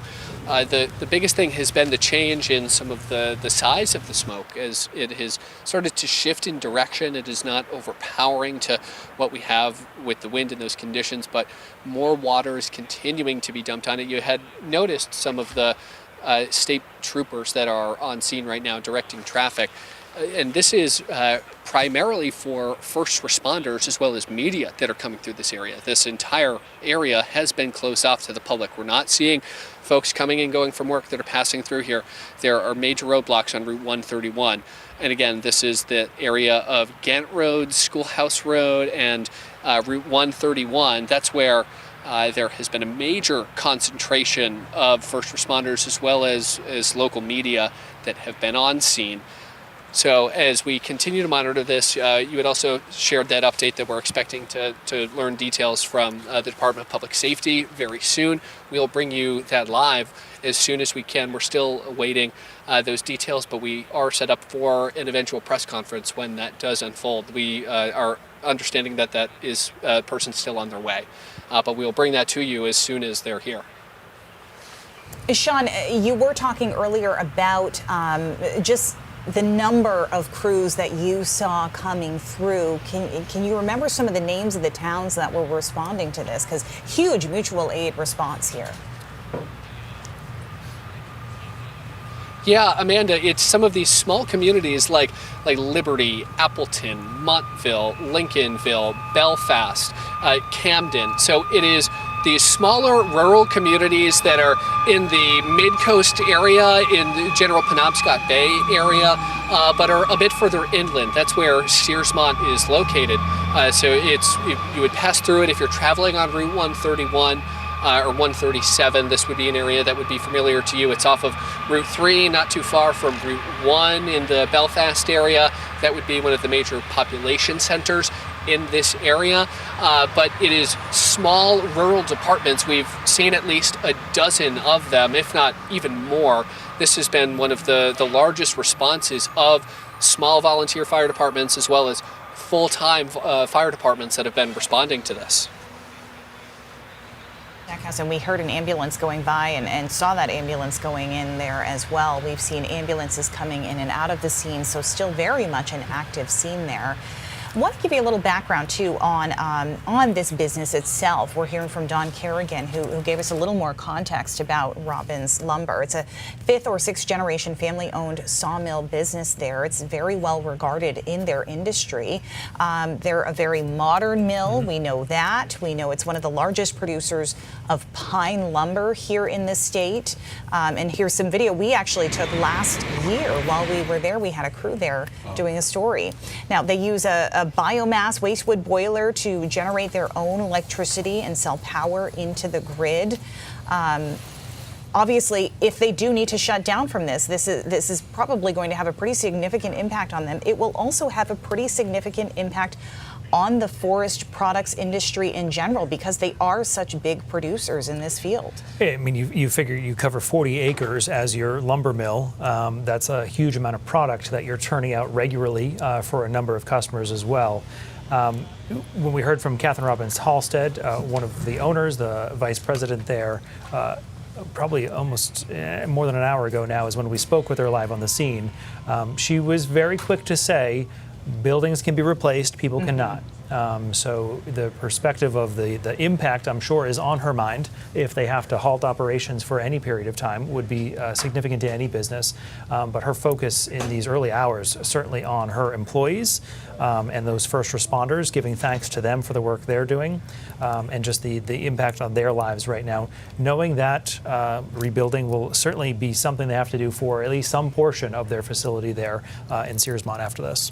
You mentioned that 40 acres. They also, again, to really hone in on how much of an impact this has on this industry, they buy logs from more than 150 independent loggers. That's according to their website. And, their milling operations, as Brian said, located on a 40-acre site in Searsmont. And they have a major capacity kilns. They have planing mills, a cut-up shop. They have lots and lots of warehouse space there, which we've seen from some of the satellite images of their plant. Just the size of some of these buildings. I mean, Right. You figure they're doing lumber. They're cutting trees down and they're cutting lumber. That the size of the space they need. And we saw some of that from the video from a story we did unrelated to this from last year. We talk about information as it comes in, what is confirmed, what is coming from reliable sources, but unconfirmed. Thorndike Fire Department posting a similar sentiment, first of all, asking people to avoid the area because this is an active situation right now and crews are getting in and out. But Thorndike Fire Department saying that multiple firefighters and civilians suffering injuries as a result of this today. Not confirmed from information from any source other than Thorndike right now, but they are also sharing photos from their sources being on the scene of what this looks like and their crews actively involved there, which again speaks to what Sean was talking about a few minutes ago live on that scene of the number of communities that are at this facility right now. And again, that essentially urgent plea from a number of agencies saying, if you are not having an emergency, please avoid calling our departments right now because Right. everybody is involved in this scene right now in Searsmont. We did just see, again, those ambulances coming in and out of that area, and we have continuously seen fire trucks coming through. This is where Sean Stackhouse is staged right now, outside of the lumber mill. So to your point, very, very active scene. And while we still don't have any official confirmation on how many people were injured, we know at least one person was, because Northern Light Health has confirmed to us that they have one patient from that area, and that patient is in critical condition. We've reached out to other hospitals in the area. Maine Health has a few in that area, along with Maine Med down in Portland, and we're still waiting to hear back from them. Yeah, that's the one confirmation we do have right now about one person at Northern Light Eastern Maine Medical Center being treated in critical condition. The other factor to keep in mind when we talk about injuries is there's the question of, was anybody injured in what initially happened, which at this point enough people have said it was an explosion and then the fire that we've been watching now. But it is not uncommon, I would say, on a fire scene, especially this size, for other injuries to happen as first responders are there. So it's certainly possible that some of what we're seeing of additional ambulances arriving on scene have to do with injuries that have come up as crews are fighting a dangerous scene, considering the size of those flames before and the size of the property and what they were up against. So those are part of the questions of, have there been injuries that have been perhaps more minor but required a treatment for people who are on that scene since the initial incident happened? Because we know crews have been responding since before noontime. That's at least when we were notified of what was going on. So it's been a few hours now of crews on scene, and we have continued to see in our live video these ladder trucks that are up in the air just completely dumping water onto this. And our producer tells us we have some other video that we want to share with you. This is some drone video. Okay, so this is giving us the perspective. We've been talking about kind of the aerial view of this lumber mill, Robbins Lumber. These are the multiple buildings we've been telling you about and the size of them. And you can see what appears from this image from above now, the size of the space they have been dealing with that's been on fire. And obviously when this was captured, this was when they were active flames burning. That's the key part of what we see in this photo. Yes, and as you can see, they're very much working to keep that fire contained to where it is. You can see how many buildings and frankly, trees that are around that fire area. Right. Another huge part of this is, this is surrounded by forest. Right. And especially on the left side of the screen, the fire line of where that would go up to the forest line as well. But yes, you can see the hose lines from those ladder trucks spraying onto the scene and then also on those surrounding buildings, so it does not spread any farther. But our first image here from above of what this looks like this afternoon, the Robbins Lumber Mill. And one thing that obviously would help crews is having some of the downpour rain that southern Maine had today, but it never really made its way to eastern Maine. I know Ryan Breton is off to our side here if we want to bring him in for a moment to talk about that the eastern Maine really could have benefited from some of that rain, Ryan. Yeah, absolutely, guys. There was more than 3 inches of rain, for example, in Portland, but the amounts really diminished as you got into this part of the state. Bangor, only a few hundredths of an inch, for example. There may have been around a half an inch of rain overnight in this area. If you've been with us for a while, we've been taking a look at the Doppler radar, which is located down in Gray. That's about 60 to 70 miles to the west-southwest of this location. And the radar, of course, sends out a pulse, and that beam height, when you get to this area, is about 4,000 feet above the ground. So it has been able to pick up this smoke plume. Ironically, at about 11:30 this morning, when we were first getting word about this, our producer Ryan came over to Dana and me in the office and said, "Can you see anything on radar?" And at that time, we could not. But then a minute later, we started to see a speck, and that speck then grew. And this is a look at the radar loop since about 11:30 this morning. You'll see it starts out here, and then that plume gets carried with the west wind all the way through Appleton, where we shortly after that started getting video of this smoke plume, and it went all the way back to Liberty, too. Now, there were some rain showers in the area at the time, so you may wonder, well, how do we know that this was the smoke plume? There's a mode of the radar called correlation coefficient. In weather, it's most often used to determine tornado debris signatures. In other words, debris getting lofted up into the air by tornadoes. In this case, we were able to look at the returns on the radar when this smoke plume was beginning, and we saw it was something different. It wasn't precipitation. If it were precipitation, it would show up in a red color on this mode of the radar. In this case, it was blue, meaning the objects the radar was seeing, the smoke, something different, something was standing out.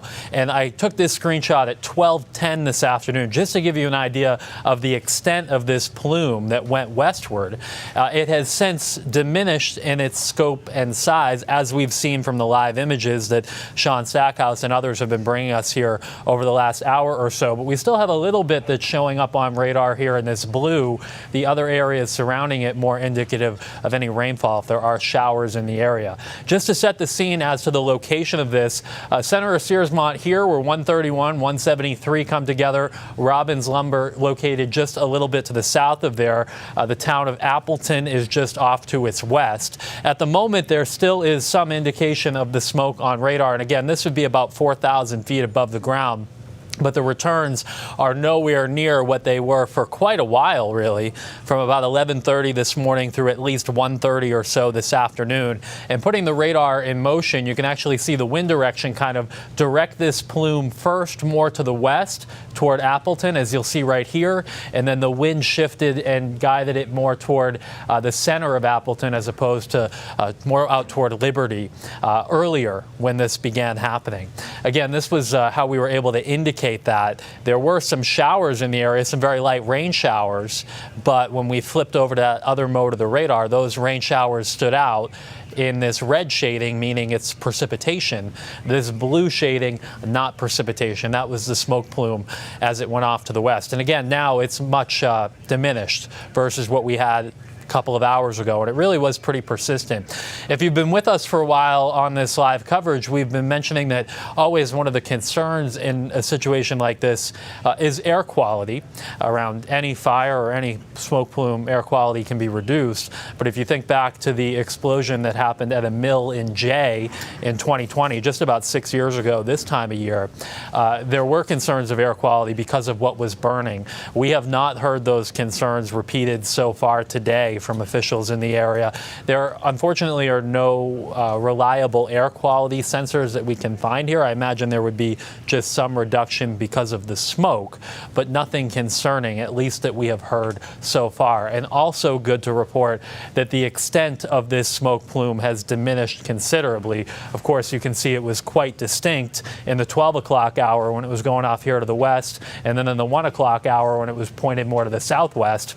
But at the moment, there is really not much that's getting high up in the sky versus what we saw earlier. And I'm sure you've seen the images, seen the videos.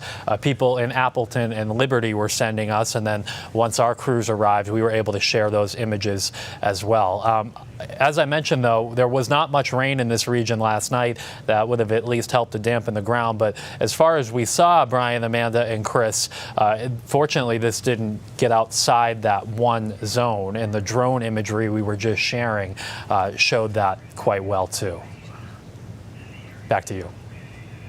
Yeah, Ryan, thank you for that. And Chris Costa actually just jumped back on set and said, I have a lot of updates to share. So I wish that these were more factual, substantive, detail updates about the incident. Those I'm sure will come from first responders. Ryan was talking about their ability to contain the fire. I am not a firefighter. I am not a professional, but it appears, based on what we've seen with our own eyes, that these firefighters have done a remarkable job of containing what looked like a very big blaze. I just got off the phone with Dana Duran. Dana is the executive director of the Professional Logging Contractors of Maine. His organization has several members, companies that buy the wood from Robbins Mill. What Robbins Mill does, as you guys have explained, is they saw the round logs into dimensional pieces of lumber, like a square, right, that you would find at a hardware store or a lumber store like Hancock or Hammond, right? That's the product that Robbins is turning out. Which we saw some video of that from our crews from last year. Yeah. Bingo. And so the logging contractors sell the logs that they cut down to Robbins to be sawed. So I talked to Dana, who said he knows the Robbins family very well. Jim Sr. Started the business, but now it's run by Jim and Alden, two brothers, and Catherine Robbins Halstead, the sister who we heard from. Here's what he said about them. He's known all of them for a long time. He called them strong, supporting members of our logging community. He also mentioned that Robbins Mill has another location in East Baldwin. He said that the Robbins family are wonderful people. They run a wonderful facility, that they're very important to the economy of the state of Maine because of the white pine that they buy from the logging community. So just to be clear, Dana's company, or Dana's organization, the Professional Logging Contractors, that's a nonprofit, but they have the relationships with the logging contractors, and they have a close relationship then with the Robbins. This is a look right here at what they do. This was video we took last year, completely unrelated, at their facility. Inside their facility. So you can see they're cutting it into the pieces that end up getting sold at hardware stores. He did say something else. He said the Robbins family, wonderful human beings. They care deeply for their community and employees and the contractors they buy from. He called them emblematic of a family business that has been successful since the 1800s. He says that speaks to not only the human beings they are, but that they are humans first and business owners second. I asked him about white pine because I am not familiar with white pine as a wood or as a lumber. He said white pine. We know Maine, the pine tree state. It is the most common piece of or the type of wood that you will find in Maine homes. He said nearly every home in the state of Maine has some type of white pine in it, right? Whether it's the furniture, the doors, the casement around the windows, the siding, and it's obviously the most prevalent tree that grows in the state of Maine. I want to look over my notes here one last time, but that was from Dana Duran, the executive director of the Professional Logging Contractors of Maine. Well, and that said, we did hear, as you look over your notes here, we did hear from Don Kerrigan earlier, who mentioned that this is going to have a significant impact on the industry if the mill does indeed need to shut down for a little bit because they are such large producers. And so that was a question I asked Dana. I said, do we know the impact yet of this fire on your logging contractors, the lumber industry? He says, we do not know the impact yet. Of course. While I had Dana on the phone, and I just will let you guys know, Dana was very well spoken. Drew Peters is actually talking to him right now. Drew will have more from Dana explaining how this all fits together later on our evening shows. Excuse me. While I had Dana on the phone, I did ask, I said, Dana, you know, you're well connected in this industry. What have you heard about the incident and the details? So we have to take it with a grain of salt because he's not a first responder on scene, but he said he had heard 6 to 8 people taken to hospitals and fire trucks on site that were damaged. That's consistent with what we've heard so far. We're still waiting for the officials, the investigators, the first responders, the incident commanders on scene to clarify or confirm some of that information. But I would think that Dana, well connected in this industry, knows the Robbins family personally. That should be some relatively reliable information. And that came from also Representative Reagan Paul, who represents that area. She had said that she had heard at least 5 people had been injured there. I want to point out, you talk about the family itself, and Senator Angus King posted on Facebook about an hour ago saying that he was monitoring the reports of this explosion. He commended the brave first responders now on scene, helping workers and their families. And he said, I have visited this mill frequently, and my heart goes out to Jim Robbins and his family, the workers, and the Searsmont community. We have not yet heard from Senator Susan Collins, otherwise we would give you her statement. But we have also heard from Representatives Shelley Pingree and Congressman Jared Golden, where Pingree said, my heart is with the Searsmont community as officials respond to a reported mass casualty incident at Robbins Lumber. Details are still limited, but please avoid the area. That's something all of them are asking. And Congressman Jared Golden says, I'm aware of the fire and explosion at Searsmont. As my team and I seek out more information, I am praying for the safety and well-being of first responders and everyone else on site. And you know, to what Chris was sharing about kind of the connection of this family, and that they're very well known, the owners of this mill, the Robbins family, Don Kerrigan, who has always tremendous context for us about things in the state, for the longevity he has had reporting in the state of Maine, you know, sharing with us, this is a 5th or 6th generation family-owned business. Yeah. This is a family and an ownership that has had these connections with industry members and community members for decades, generations at this point. Yeah. Going back to the 1800s, right? Founded in 1881. Wow. So, you know, that just speaks to how well known they are for community members and business partners for the industry they're in. But, you know, as we're looking at these live images, we continue to see that the right side still has that very dark smoke, which certainly indicates there is something actively burning on that part, whereas the left side is that white smoke we've been telling you about. Probably about an hour ago, we started talking specifically about the smoke and the difference. The white generally indicates that the flames are being mitigated, and the black is more of an indication of an active burn going on. And we also had that aerial photo that gave us a better perspective of what these crews are up against. So you look at the layout of this facility of Robbins Lumber, you can certainly see kind of the upper right part of their property. There are piles. Yep. I can't tell what they are from here. Presumably, having been to a lumber mill, that's sawdust or some kind of material. So you can imagine what crews are up against walking into a scene like this, knowing what the product is on this facility, what is either housed in each of the buildings or in these piles on the property, and the efforts they have been making for hours now to both get the fire under control and prevent it from spreading to any of these other combustible sources on that site. You see just how massive this site actually is, and just some interesting background on the mill here. In 1957, that mill actually burned to the ground, and the Robbins family rebuilt their stave mill. They added a new sawmill, and a year later, they were planting their first Christmas trees. So it goes beyond just the lumber aspect of this. They also they plant 20,000 Christmas trees every year. So they actually moved in 1969. The mill moved to where it is right now. This facility. This facility, yes. Yes, we're looking at I'm doing quick math, the half a century of in this facility right now. Do we have Sean Stackhouse with us again at this point? You know what I had seen on our feeds into the building here, Brian, was a second ago. It looked like some photographers were setting up in preparation for a media update. Let's hear what Sean has to say.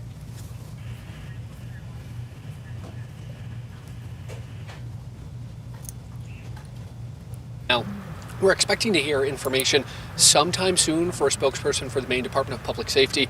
It's unclear exactly what time that is going to be happening, but we are expecting that to happen relatively soon. When that does happen, we'll bring it to you right on air. Now, Brian, it sounded like you were about to ask a question.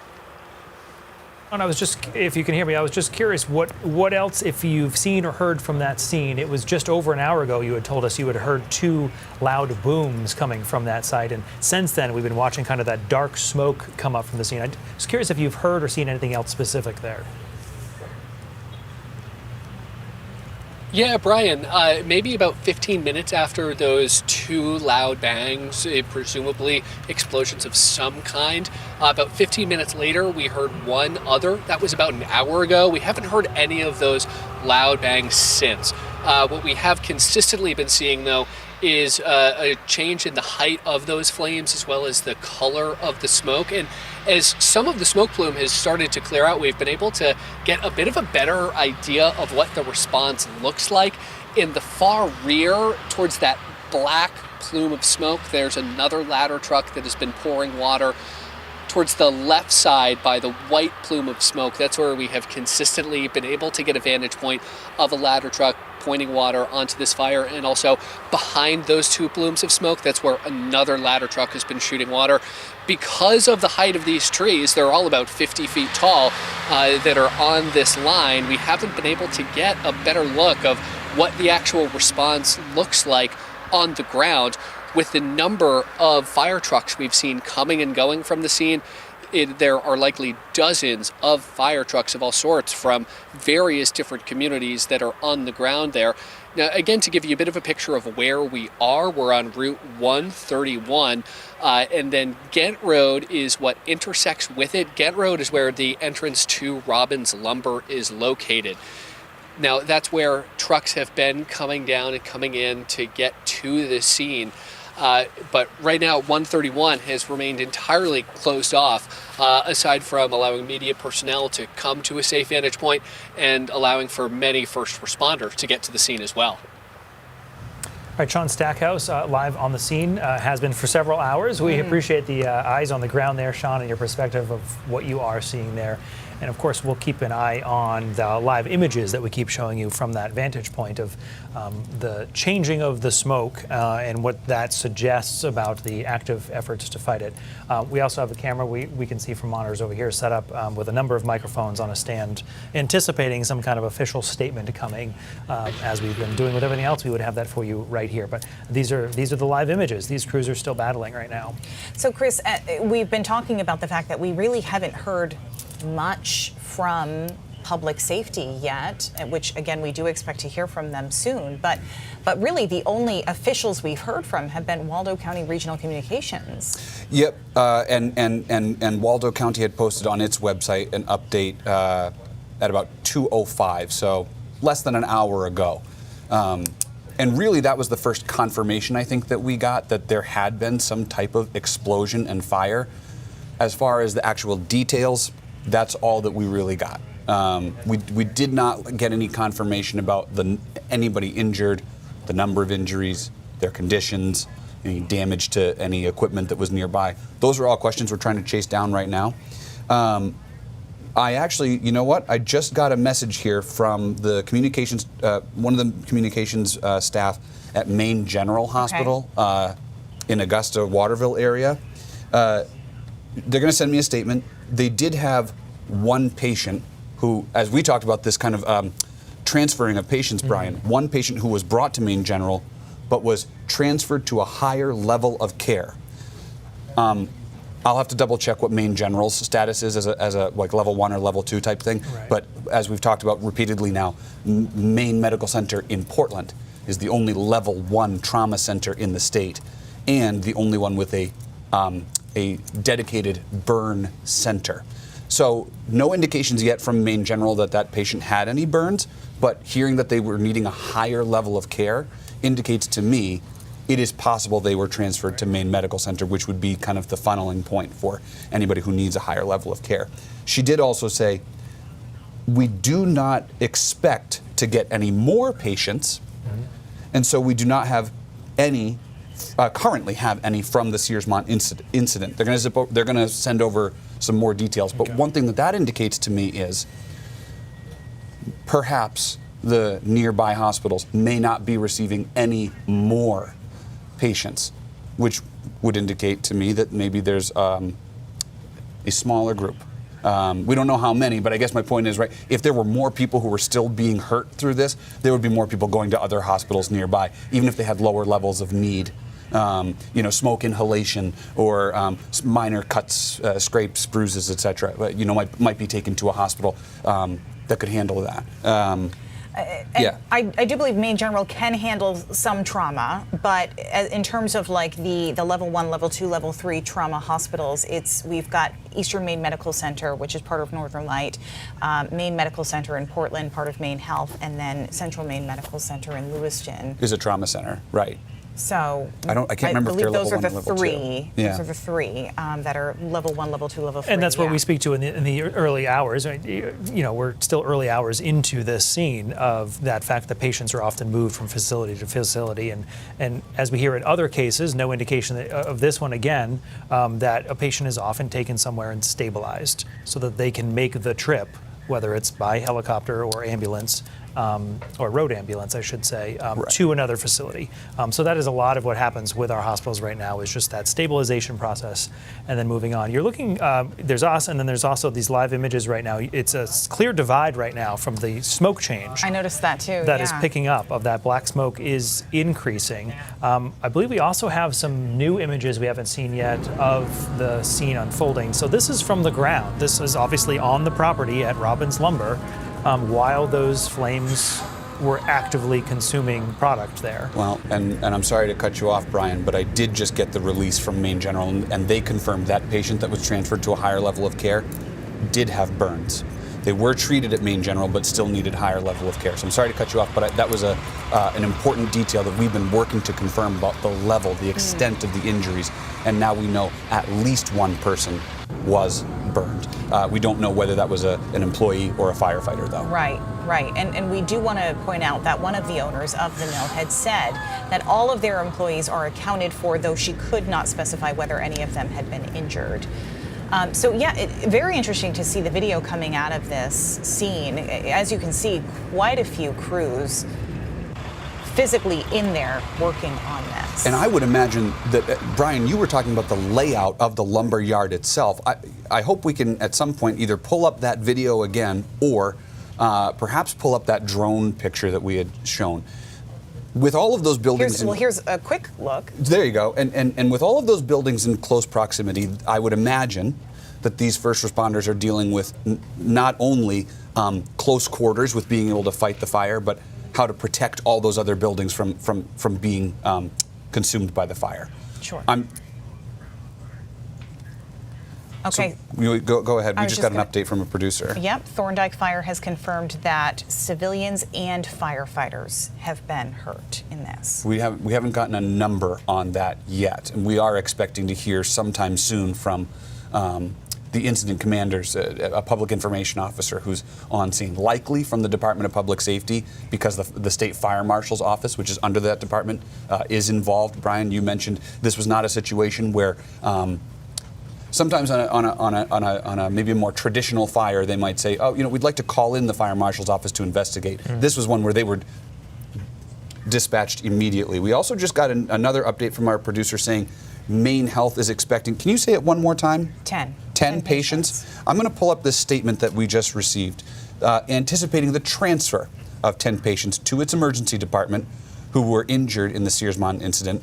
The statement says these patients were initially treated at Penn Bay, Maine Health Penn Bay Hospital, and Maine Health Waldo Hospital.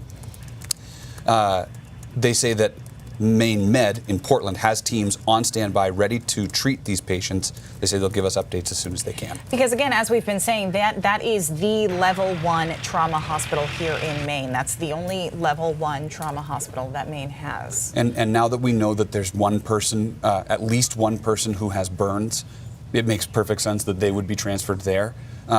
I think because that is the one that has. It's the only right as a level 1. Not only is it a level 1 trauma center, but it's also the only hospital in the state of Maine with a dedicated burn treatment unit. And I want to be careful about the word treatment because it's not an outpatient. I'm talking about inpatient. You come into the emergency department with burns. The Isla Estabrook Burn Center at Maine Medical Center is specifically designed to treat those patients. I also would just observe that when patients are being transferred to a higher level of care, that to a degree can indicate the level of their injuries. If their injuries were less severe, maybe they could be treated at one of the closer by hospitals. But knowing that Maine Med is expected to receive 10 gives us an indication of how severe their injuries could be. Right, that they would all be transferred from Penn Bay there. Right, Penn Bay and Waldo. To the care that they would likely need moving forward. And just quickly to add to that, we have already heard from Northern Light Health that did confirm they had one patient in their care who was in critical condition. I would imagine, well, we do know confirmed that it's an explosion. And I guess what's going through my mind now is that when you have people who are coming in to need more care, we heard it from Dana Duran and we've heard it from our state leaders and our legislators that they're concerned about the people. And that's what Dana, actually, the Dana Duran, the executive director of the Professional Logging Contractors, told me about just a moment on the phone. Really, his concern first is the people that were involved here who have been hurt, less about the impact on the logging industry. And so I guess, now that this is sort of becoming a bit more concrete in terms of the details we have of the number of patients involved, we're starting to learn the scale. And I think it's starting to hit me a little bit that I feel like we should be thinking about them, their families, and their recovery in this process. Absolutely, absolutely. And we actually, earlier today, we heard from someone who gave us a call who had said her husband works there and he was supposed to go to work there today, but she had a doctor's appointment and he took her to the doctor's appointment instead of being there. And so she, just speaking on the gravity of that, realizing how many people in this community work there and how many people know people who work there. The ties to it. Right. Some connection, a family member, to have been around for generations. Right. There are a lot of connections and a lot of ties. And so, by the way, we have a number of crews on the ground in that area, talking to people on the ground, working to understand the severity of this from just the emergency situation and the severity of it to the impact to their community and the lives that we were just talking about. And those are people we'll be hearing from over the next several hours here as well. But we continue to bring you these live pictures right now. In addition to that, if we're able to go back to either the map that shows us the satellite image of the facility or I should say, the aerial picture. So I want to watch as this zooms in right now because I want to get a better grasp of the building potentially that has been burning or did burn. And then this is the image of what was burning. So presumably, that is a building similar in size to the one that is perpendicular to it. At the bottom at the bottom of the screen. Yeah. Just based on the footprint of of what is burning right now. And it speaks to the size of these buildings on this facility.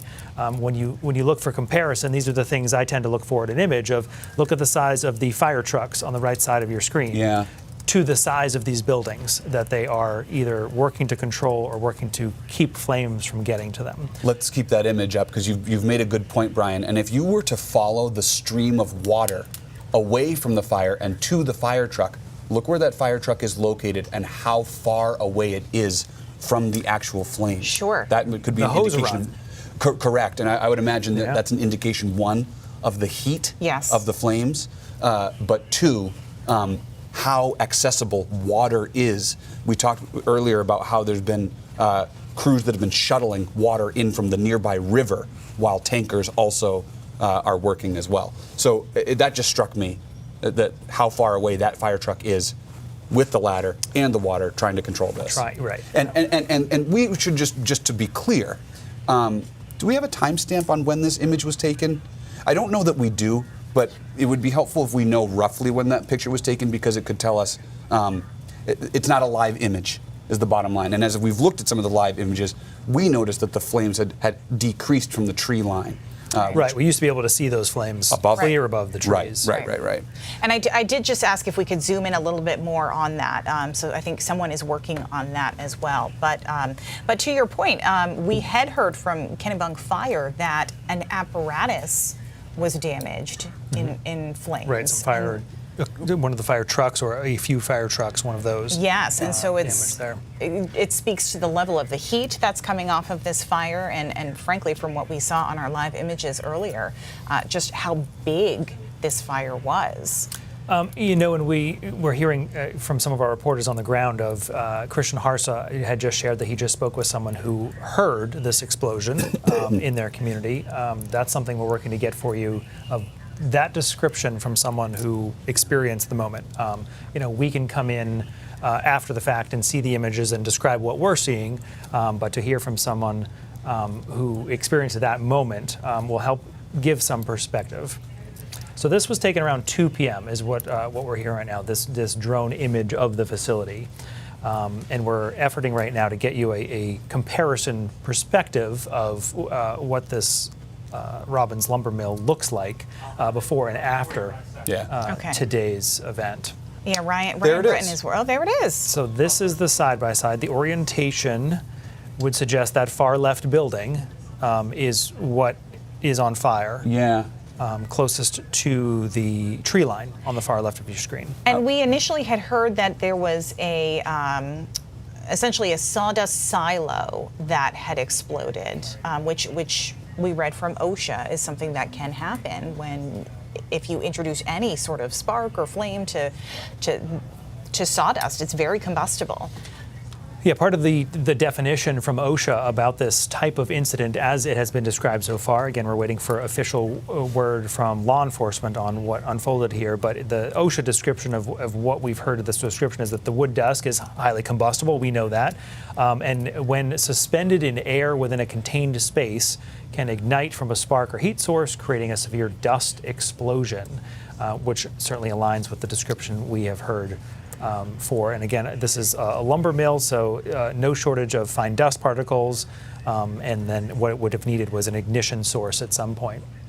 And we do know that there have been a lot of crews coming in and out of that scene, bringing water. We've seen ambulances coming in and out of that scene. You can see there's water right there. We know the St. George River is just beyond, and that's where a lot of crews have been getting some of the water to truck into the scene, because it is a fairly remote area. And it looks like on the right side there, with that comparison that Ryan has pulled together, there are two, I'm not going to get the word right. I think in the past I've heard them called like retention ponds. Retention ponds is the typical term. Yeah, so I don't know if firefighters are able to tap into that as a water source. Certainly it's nearby. Wouldn't have to truck it as far from up the street from the river. And typically these yards will have their own water, as you say, and they usually are keeping their wood wet. Correct. To avoid situations like this where fire can spread. Yeah, if you drive past a mill, you'll often see an elaborate sprinkler system, if you will, on their stocked wood.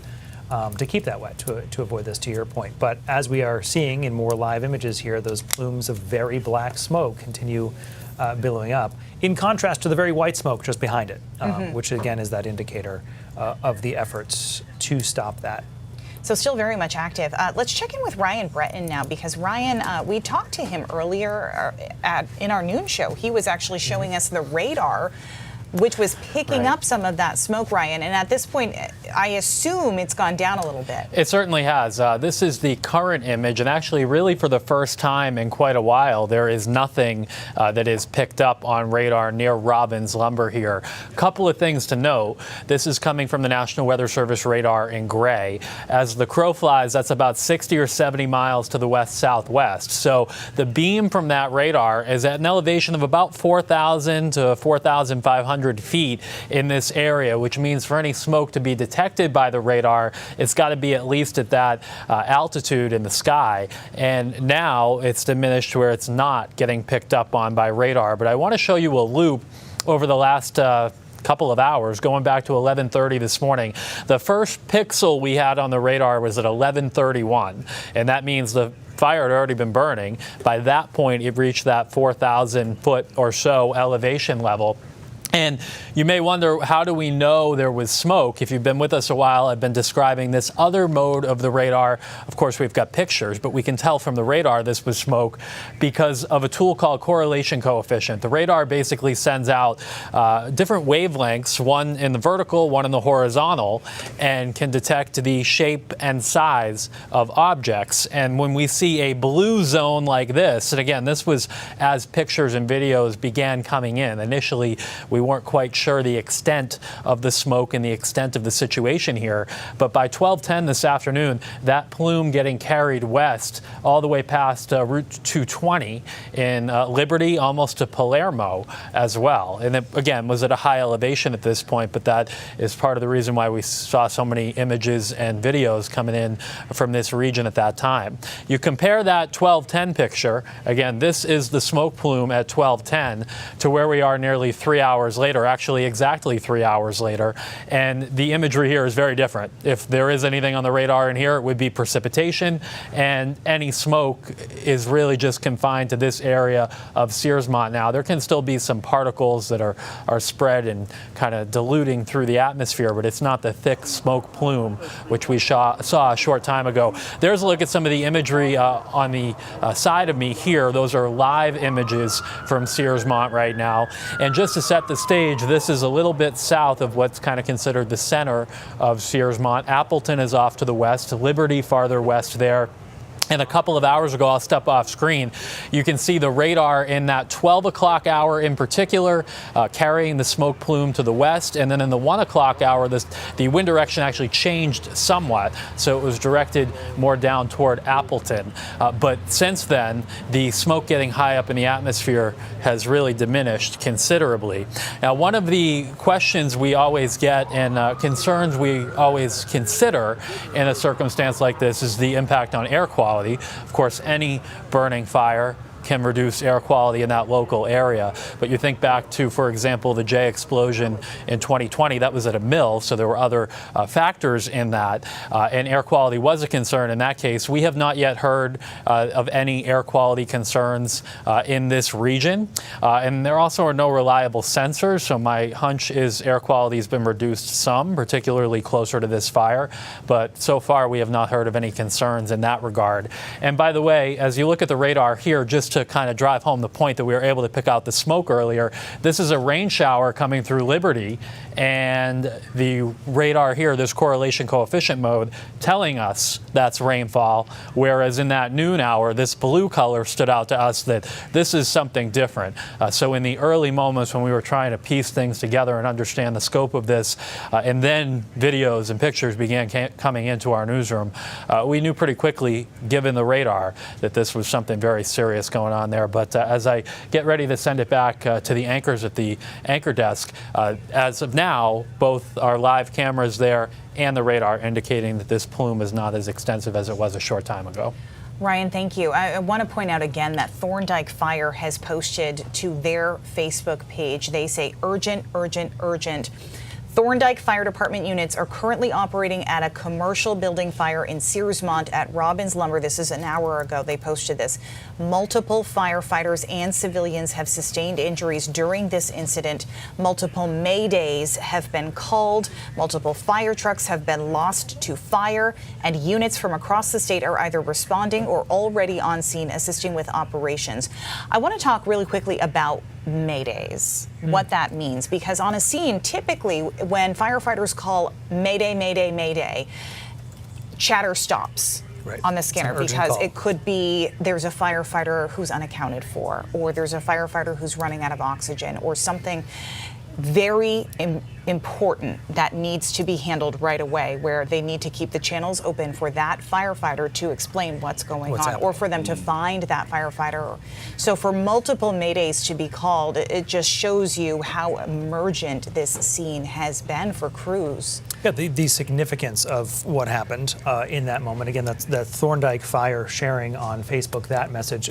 Good point about the Mayday term and how that's used, and that's not something that's thrown around. If I see something over there, this is happening in a moment. Yes. To an individual. That is the post, by the way, from Thorndike Fire, along with an image from one of their crews, as you can tell, on the ground right there, where there was a tremendous response from a number of departments. You're seeing some of those other tankers and ladder trucks there as well. That also supports the new information we got from Maine Health, saying that they anticipate receiving 10 patients tied to what happened here. So piecing together the details we do have right now of what's confirmed, for Thorndike to say there were multiple maydays on the scene, and for Maine Health to say they anticipate receiving 10 patients, that lines up with the severity of what happened in Searsmont. Because this goes well beyond just that initial explosion, right? Because there's this ensuing fire, and crews, as we've seen, as we continue to see out of the live images, I don't know that we need to be showing this file video of the hospital, but as we've seen from some of the live images, that they are still very much in an active situation, and so some of these injuries could be firefighters who are working to put the flames out. In fact, if we're able to bring up the live images again, something jumped out to me. We had them in a box with Ryan Breton a moment ago. You can see that ladder truck is extended once again up over the scene. Right. And that's something we hadn't seen necessarily this high up early in our coverage, because those flames were above the tree line before. So this would just suggest that there's a progression in the efforts of fighting the flames. But to your point, Amanda, there's risk on every one of these scenes beyond the initial explosion, crash, fire that happens, of prolonged work on these scenes. So now there is obviously a firefighter standing at the end of that ladder fighting these flames.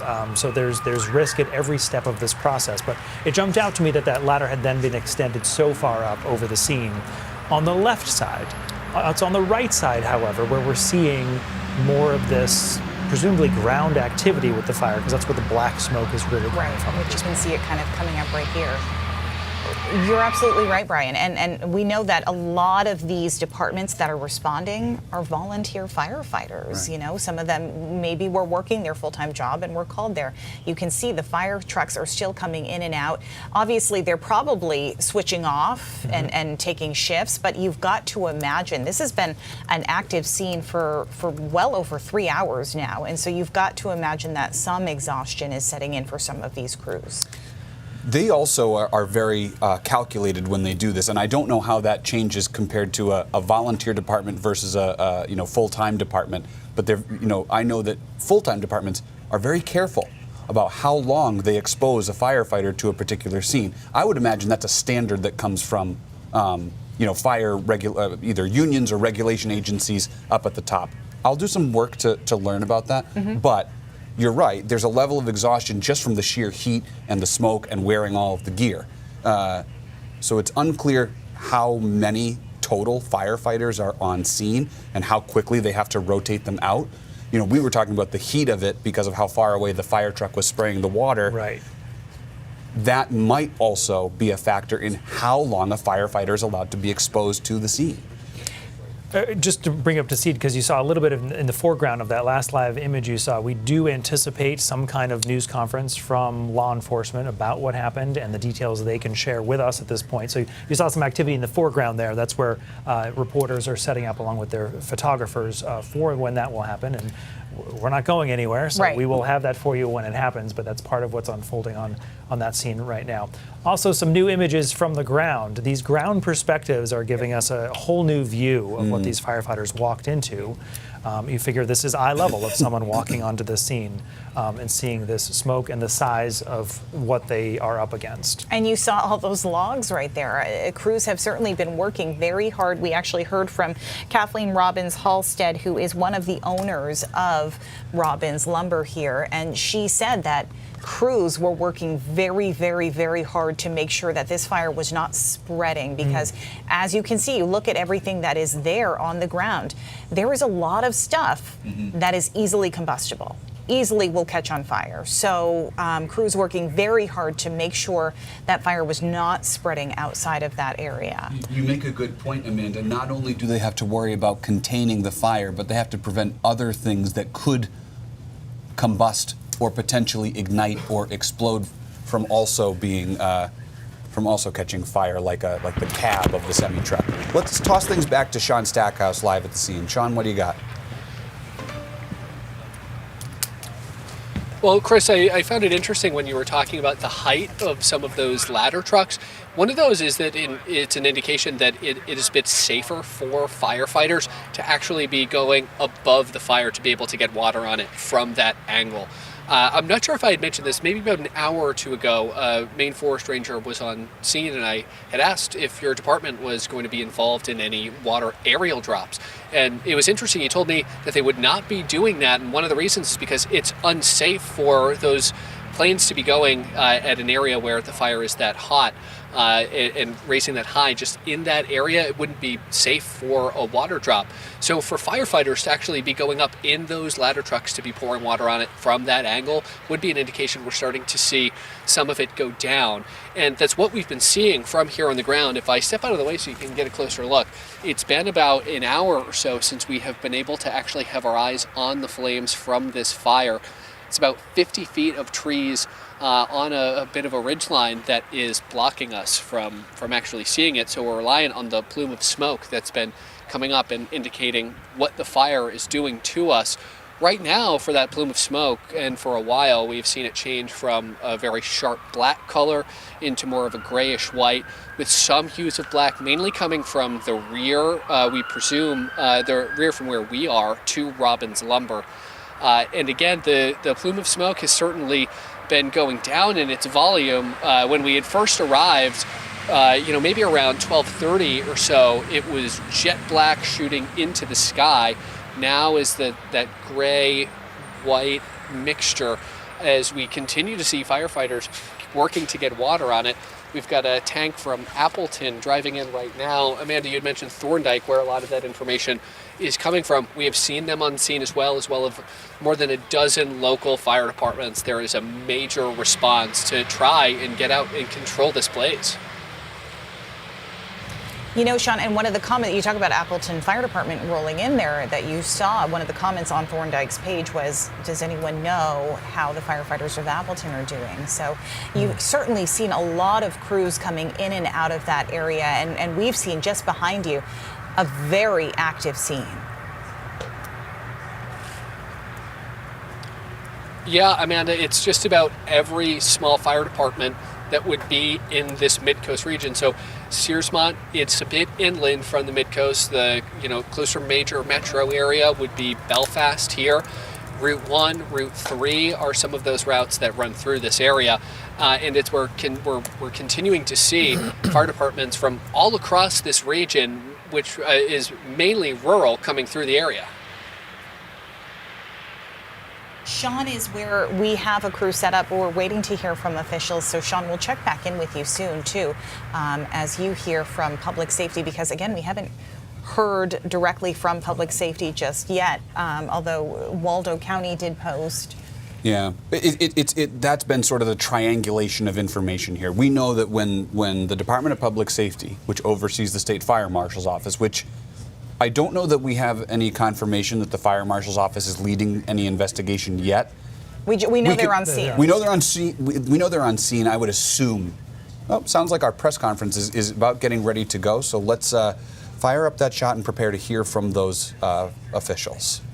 Yeah, they're not yet at the podium yet, so waiting to hear again from them. But like you said, we know the fire marshal's office is on scene. We know there have been a number of crews that have been working to put this blaze out, which, as we've seen, is still going. This is certainly going to be a long day for crews there. So one of the things we don't know about getting this fire out as we're waiting for that news conference to start is what kind of fire suppression system the lumber company had on property. So we've talked about the river is nearby. They have those two presumably retention ponds on by, but we've also seen a lot of these tanker trucks. So what would typically happen in this situation is basically a large pool is set up in the parking lot there, and the tanker trucks come, dump a load of water. Those firefighters stay on scene and actively put the fire out, and that's just a rotation of multiple tanker trucks getting that water. But you think about 4 hours now of constant water flowing on that, and the tremendous amount of water. If they do not have their own access point to water on the property and they're relying on those tankers, that speaks to also why we often hear law enforcement say avoid the area. Because if that pool of water goes dry and there isn't another tanker truck there yet, there's no water to use. And those flames just kick back up. So they need that constant rotation of those tanker trucks in and out. And in Sean's last report right there, we saw another one driving in, presumably bringing another load of water to that scene. So just the logistic efforts of keeping that going, so there is constantly the water they need. But I believe from this shot, we're still seeing on the left side, I think I can see the stream of water coming from one of those ladders extended up on the left side of that fire scene. And we keep watching this black smoke that's coming up from the scene, which certainly indicates still an active fire happening there. But it dies out a little bit and then it comes back up a little bit. Which is one of the challenges we see our firefighters talk about on almost any fire scene, that they kind of have an initial attack of getting the flames under control, and then, this part crept over here and ignited this part of a building. And I imagine what's that they're up against right now. But likely two very different firefighting strategies underway right now. That left side with the whiter smoke, and the right side, probably very different approaches for those fire crews as well. And we did see some images from the ground, from inside of the facility, where you can tell there are many crews that are inside. And I'm sure, to speak more on that, on their approach, I'm sure there are crews that we're not seeing in this video who are actively putting water on some of the other buildings to make sure that they are not catching on fire as well. Correct. Yeah, so it's kind of a multiple point effort there of what they're doing on the scene. In fact, early on in that video, we're hearing them setting up for the press conference right now. I don't know that we have anybody at Maine Med right now. And Chris, we have Chris's mic still, but they just took it down. But in the early part of some of this video, we were seeing, you saw one of those pools that they set up, that they dump the water into from the tanker trucks, and then the hoses out to it. And to Chris's point earlier of how far that was from the flames. Oh yeah. So you've trucked in this water to the scene, you've got it into the pool, and now you have a hose run across a huge stretch of this property. This is that side by side of what the property looked like before the fire on the left, and then currently fighting those flames on the right. And we saw, if we could zoom in more to the photo with the flames, which we are told was taken around 2 o'clock this afternoon, you can see just how far that stream of water goes, which is something we've been talking about this afternoon as well, where the crews obviously have to stay back because this was such an enormous fire and such an intense scene. And even Thorndike Fire, I know we talked about this earlier, Thorndike Fire alluded to how emergent this scene was, where they said that multiple firefighters as well as civilians have sustained injuries during this incident. This fire was so large, and they've said multiple maydays have been called, multiple fire trucks have been lost to fire. So that's big. We don't often hear about fire trucks being damaged. Right, exactly. It speaks to the volume of these flames, and we don't often hear about multiple maydays being called from scenes like this. And sorry, again, to go over what a mayday is, it's this It's a universal radio distress call, and it signifies immediate life-threatening emergency. So essentially, if a firefighter calls a mayday, the lines go silent, and they allow that firefighter to get out what they need to get out, or it could signify that a firefighter is running low on oxygen and needs emergency help. Or a firefighter is lost. There are multiple things that can go into a mayday call there. So again, we're back with those live images of that split smoke, the white and the dark as well. One of the things that we've been keeping an eye on, and the questions hopefully we'll ask, you were mentioning the damage to the fire trucks. One thing we don't know right now was there an early call for a small fire? Right. In which case, oftentimes, as we see on scenes, fire departments will pull up to a building. And what we don't know is, did they have a response like that, and then there was this explosion, which would have damaged trucks parked closer, compared to where we see trucks parked in more recent images, which are much further away from the building. Right. So that's certainly one of the details about what happened early on today that may have played into where firefighters were based on what they thought they were responding to. Certainly when they pull up to a scene and it is the size it is now, they are keeping their distance. But if it was perhaps just a small fire reported in a building, their location would change. Hopefully we will get some of those answers as this afternoon goes on. And we are hearing now from Senator Susan Collins. We heard earlier from Senator Angus King, but Senator Collins said, "I am very close to the Robbins family. I've known them for decades. My heart goes out to them and the workers and the first responders who have come to help from all over the state deal with this." We also heard from Senator King earlier, who said he has visited that site multiple times, and his heart goes out to the family, to the workers, to the employees, to the first responders who have been responding. We've heard from both of our Congress people who also were sending their heartfelt condolences to the family and to the workers and to the first responders. Yes, and you figure, our congressional delegation is involved in business in Maine. What are the needs of the fishing industry, the logging industry? So presumably they have all had some kind of tie to this facility and know the Robbins family to a degree, just for the fact that they have been around so long, and our congressional delegation works on behalf of the needs in Maine. Waiting still that news conference from the area. Looks like it's quiet down. There was a little activity. Had a little buzz, but now it's quiet once again. But I presume here, we're looking here, you would mention that they started growing Christmas trees. Presumably we are standing on the edge of one of those Christmas tree farms. Within proximity to their property where this fire is happening right now. They said they plant 20,000 Christmas trees per year. Okay. That's a kind of a side business to their full business. And just to kind of bring you up to speed, if you are just joining us, in terms of injuries, we have not gotten official statements from any officials about injuries, but we do know that Maine Medical Center was taking on 10 patients. They had confirmed that, and those patients were coming from Penn Bay and from Waldo County. And then we know that Northern Light Health had taken in one patient who was in critical condition. We did also learn some details about one of the injured people.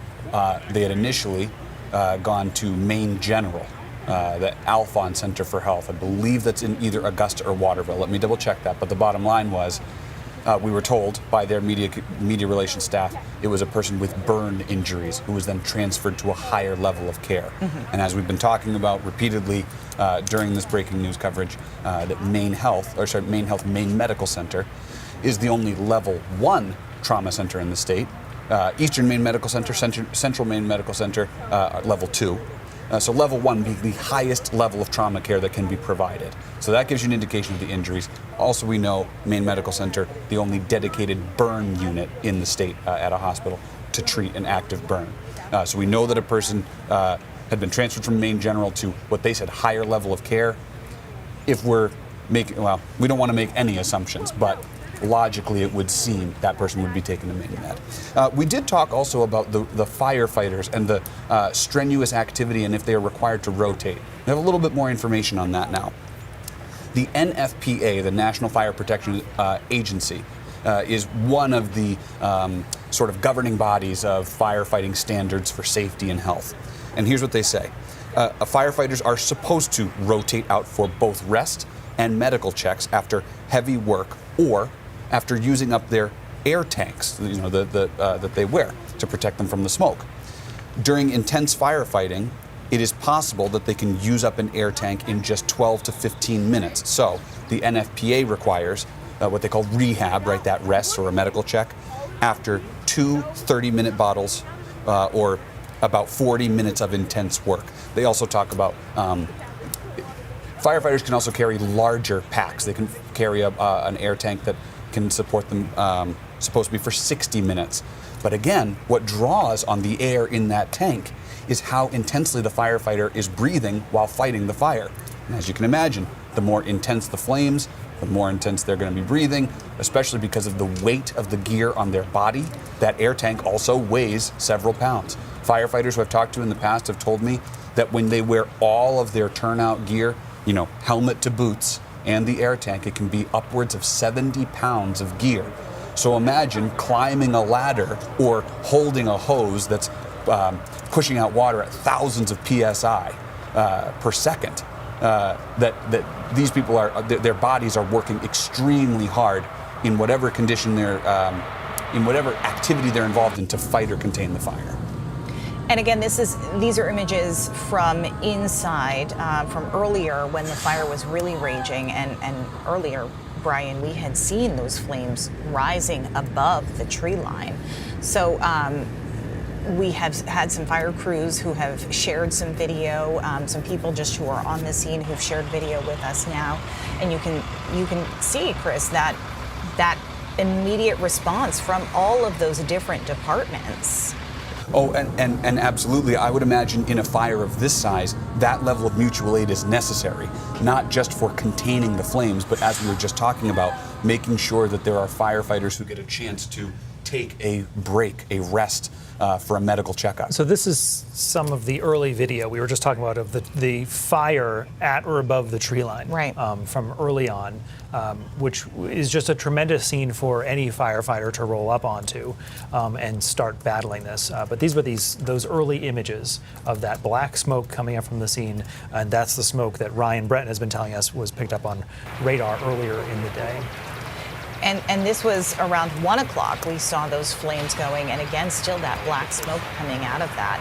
But just shows again the intensity of what firefighters were facing. Here's a look at that now. Can we go to the live shot now of what we are seeing, just to show kind of that comparison of where crews are at now? This is current. This is right now. So there's still a little bit of that black smoke that we're seeing, but we're not seeing those flames shooting up high anymore. Very clearly, right, which I think is certainly a relief to everybody on the outside of this event, at least, knowing that this is not a growing fire to the scale that it was with the tremendous flames we saw for so long as they got onto that scene. Now, one of the things that we heard about earlier, too, was, again, we still haven't had confirmation of what exactly exploded, but our news director spoke with two Searsmont neighbors, George Sproul and Bob Huber, who said it was the shaving silo that had exploded. And essentially what we've learned from OSHA is that a wood shaving or a sawdust silo can in fact explode because wood dust is highly combustible, and when it's suspended in air within a contained space, it can ignite from a spark or a heat source, which creates this severe dust explosion. So incidents can occur when fine dust particles, oxygen, and an ignition source, like even just friction, combine inside that silo, and it can result in a violent fire afterward, which we've seen this massive fire. So again, to your point, Brian, we don't know whether there was a small fire that had started at Robbins Lumber that fire crews had responded to, and then there was this explosion. Right. But we do know that firefighters and civilians have been injured today. That is the detail that makes me curious, makes me want to ask that question of what was the initial response to the scene, because firefighter injuries we'll often hear are something in these hours after. And we're fortunate that our firefighters have been very safe. But to hear that there were potentially multiple injuries makes me question if there had been an initial response to something that was presumed to be much smaller than what this turned out to be. That's what we're waiting to hear from the investigators on scene, is exactly that point. Because we were told by state officials that there was an explosion. Waldo County confirmed it.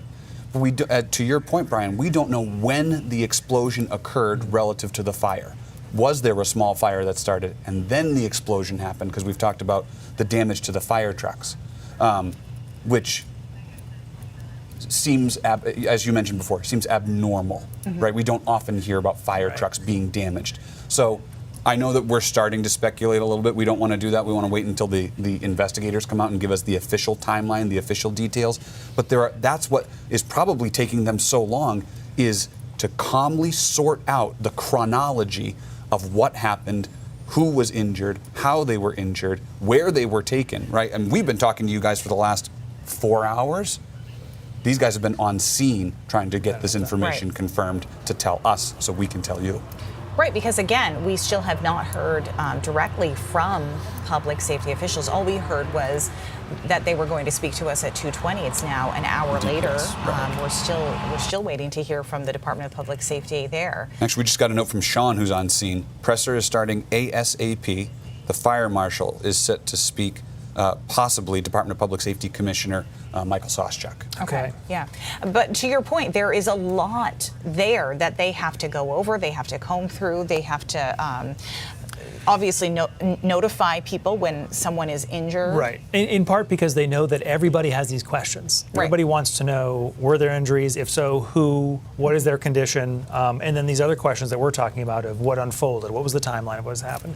But we always say this, I should say, is, we never want to be the ones to tell someone that their loved one was injured.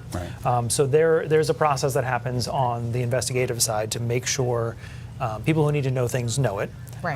In the kind of intimate level. And then we will likely get the chance to ask more questions about what unfolded. And I wouldn't be surprised, frankly, if when we do hear from law enforcement, which again we're told is supposed to happen soon, if there's still a lot of, I can't answer that. I can't answer that. Happens a lot. Which we often hear on the initial news conference at an event like this, because they have been so busy dealing with everything else we just talked about. And that's often when we'll say, we'll come back in a couple hours, we'll come back tomorrow and update you with more information. But I would anticipate we'll hear a good number of, can't answer that yet, 2 questions that come out in the next hour. What we have been hearing from Sean, though, is that this is a small community and the areas around it are very tight-knit communities. These are communities that take care of each other. They know each other very well. And we're getting a closer view here. So this is video. The other aerial picture we've been using was a still. Right. So this is the first time we're seeing aerial video of the flames consuming the space on this property. Yeah, this is interesting to see. And you can see the crews putting the water onto the flames there. And again, how far back they have been from this, just to try to keep it contained. I'm also interested, so again, we're all experiencing this together right now. It almost appears that there's rows of product on fire. Right. This isn't just a collapse of a building that was smoldering. There are noticeable lines of something on fire in this building. So again, we don't know what was being housed in this building, but clearly that's what was going on. Okay. I want to go live to that news conference getting underway.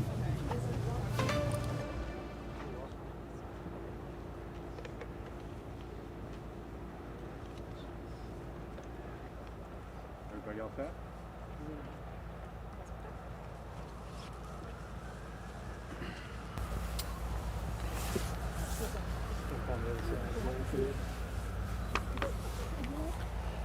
Thank you very much for joining us here on a very traumatic afternoon in Searsmont. For those of you I don't know, my name is Mike Soschuk. I am the Commissioner for the Department of Public Safety. I'm joined by Fire Marshal Chief Sean Essler and Deputy Chief Joel Davis, who have been down at the scene through the remainder of the day. So I do appreciate you being here. It's a tough week all the way around, and I think that What we found here today was first responders responding as a team to an incredibly dynamic and dangerous situation that, truth be told, is still ongoing as we speak. And at about 10:05 this morning, the Searsmont Fire Department responded to a reported fire in the area of a silo here at Robbins Lumber. And from that point, there were a number of agencies that responded as mutual aid. And truth be told, I would love to list all of those out for you because they deserve to be acknowledged. But we're in that area where we're still trying to catalog exactly who these agencies were. I would also say the same thing. We do have some injured individuals, without question, that we are actively tracking. But I'm not in a situation where I'm going to be able to give you numbers or where they were working or who they were working for. Those will be incredibly valid questions that you have. I fully understand that. But it's imperative for us to make sure we give you the right information as early as possible. We also have a strong commitment to Robbins Lumber and to the family members that are involved. That's going to be our first primary focus. From an investigative standpoint, the Fire Marshal's Office, based out of the Department of Public Safety, is the primary investigating entity. We do have representatives from ATF, OSHA, DEP, the Maine State Police, and others that are present. The only answer in a situation like this is yes. If we're asking for resources, if we're asking for help, then other agencies immediately step up to do that. So I wanted to give you some basic information there. I am going to turn this over to Fire Marshal Essler as the first member of the Fire Marshal's Office to arrive at the scene when all of these agencies were actively fighting that fire, just because I want Sean to be able to give you a little bit of a picture about what he saw when he arrived. And I think that could be helpful moving forward as well. We're not going to be in a position that we're going to be able to answer any of those questions today, right now. So we'll give you as much information as we can and front load that. And then we're going to get back down to the scene to continue our work. I've talked to Governor Mills a number of times this afternoon. She is on the way here as we speak. And I believe she'll be here within the next hour or so. We've also talked to a couple of the owners for Robbins Lumber. And they have been incredibly forthright. And they're part of the solution here. And our heart goes out to them as well with a company, an industry that's been around since the late 1800s with 6 or so generations of the Robbins family involved in this lumber yard and others in the area. So Fire Marshal Essler, I'm going to turn it over to you, sir. Thank you, Commissioner. Today at approximately 10:05, the Searsmont Fire Department was dispatched down to the Robbins Lumber Company, as the Commissioner's already mentioned. They were the first arriving fire company. Here in Waldo County, most of our fire departments are made up of volunteers. They're awfully incredible, dedicated individuals. Multiple departments often will come to a simple alarm. Again, as the Commissioner pointed out, we don't yet have a catalog of all those departments that were here. Upon my arrival, I walked up to this very chaotic scene initially, and not because of the efforts of the first responders, but because of the magnitude of the fire involvement and the amount of sheer buildings that were on fire, faced with the limited resources the fire departments had. Again, we're in Waldo County, made up of all volunteers, and what I saw was professional firefighting efforts. I saw everybody working hand in hand to pull hose lines, to move apparatus, and to put water on the fire. I also saw members from state police, the Forest Service, and a bunch of various state agencies lending a hand wherever they could. We have not even really begun a scene examination, so we do not have a cause at this time and may not have for quite some time. We have a tremendous amount of work to do, but as the Commissioner noted, the Fire Marshal's Office primary concern right now is cataloging and ensuring those that have sustained injuries as a result of this fire are taken care of, that families are notified, and we're not in a position to discuss that information at this point because we have some families we need to talk with. That's about it. Yeah. So thank you again very much. We do appreciate it. Shannon Moss, as our PIO for DPS, will be the primary point of contact moving forward. And again, I truly do apologize for not having a bunch of time and answers for any questions that you may have. I do appreciate you all being here today. And then we hope to regroup at some other time when we have some additional details for you. Okay, so take care. Be safe, please, up here, and be very mindful of our first responders that are trying to help control the scene. You've been great down here, and we truly do appreciate that. Okay, take care. I do appreciate it, but we're not gonna be able to answer any of those questions. So take care. Thank you. He's already addressed that. All right, wrapping up a live news conference that we've been waiting on, primarily run by the Commissioner of the Department of Public Safety right there. Also heard from the State Fire Marshal. And as we were just saying before it started, anticipated not necessarily getting a lot of answers, did not take questions from reporters on the scene, which speaks to where they are in their investigation. Right. They are just trying to get the initials. The phrase that jumped out to me was not even started a scene examination. Yeah. Right. They are just trying to manage what's happening right now. Right.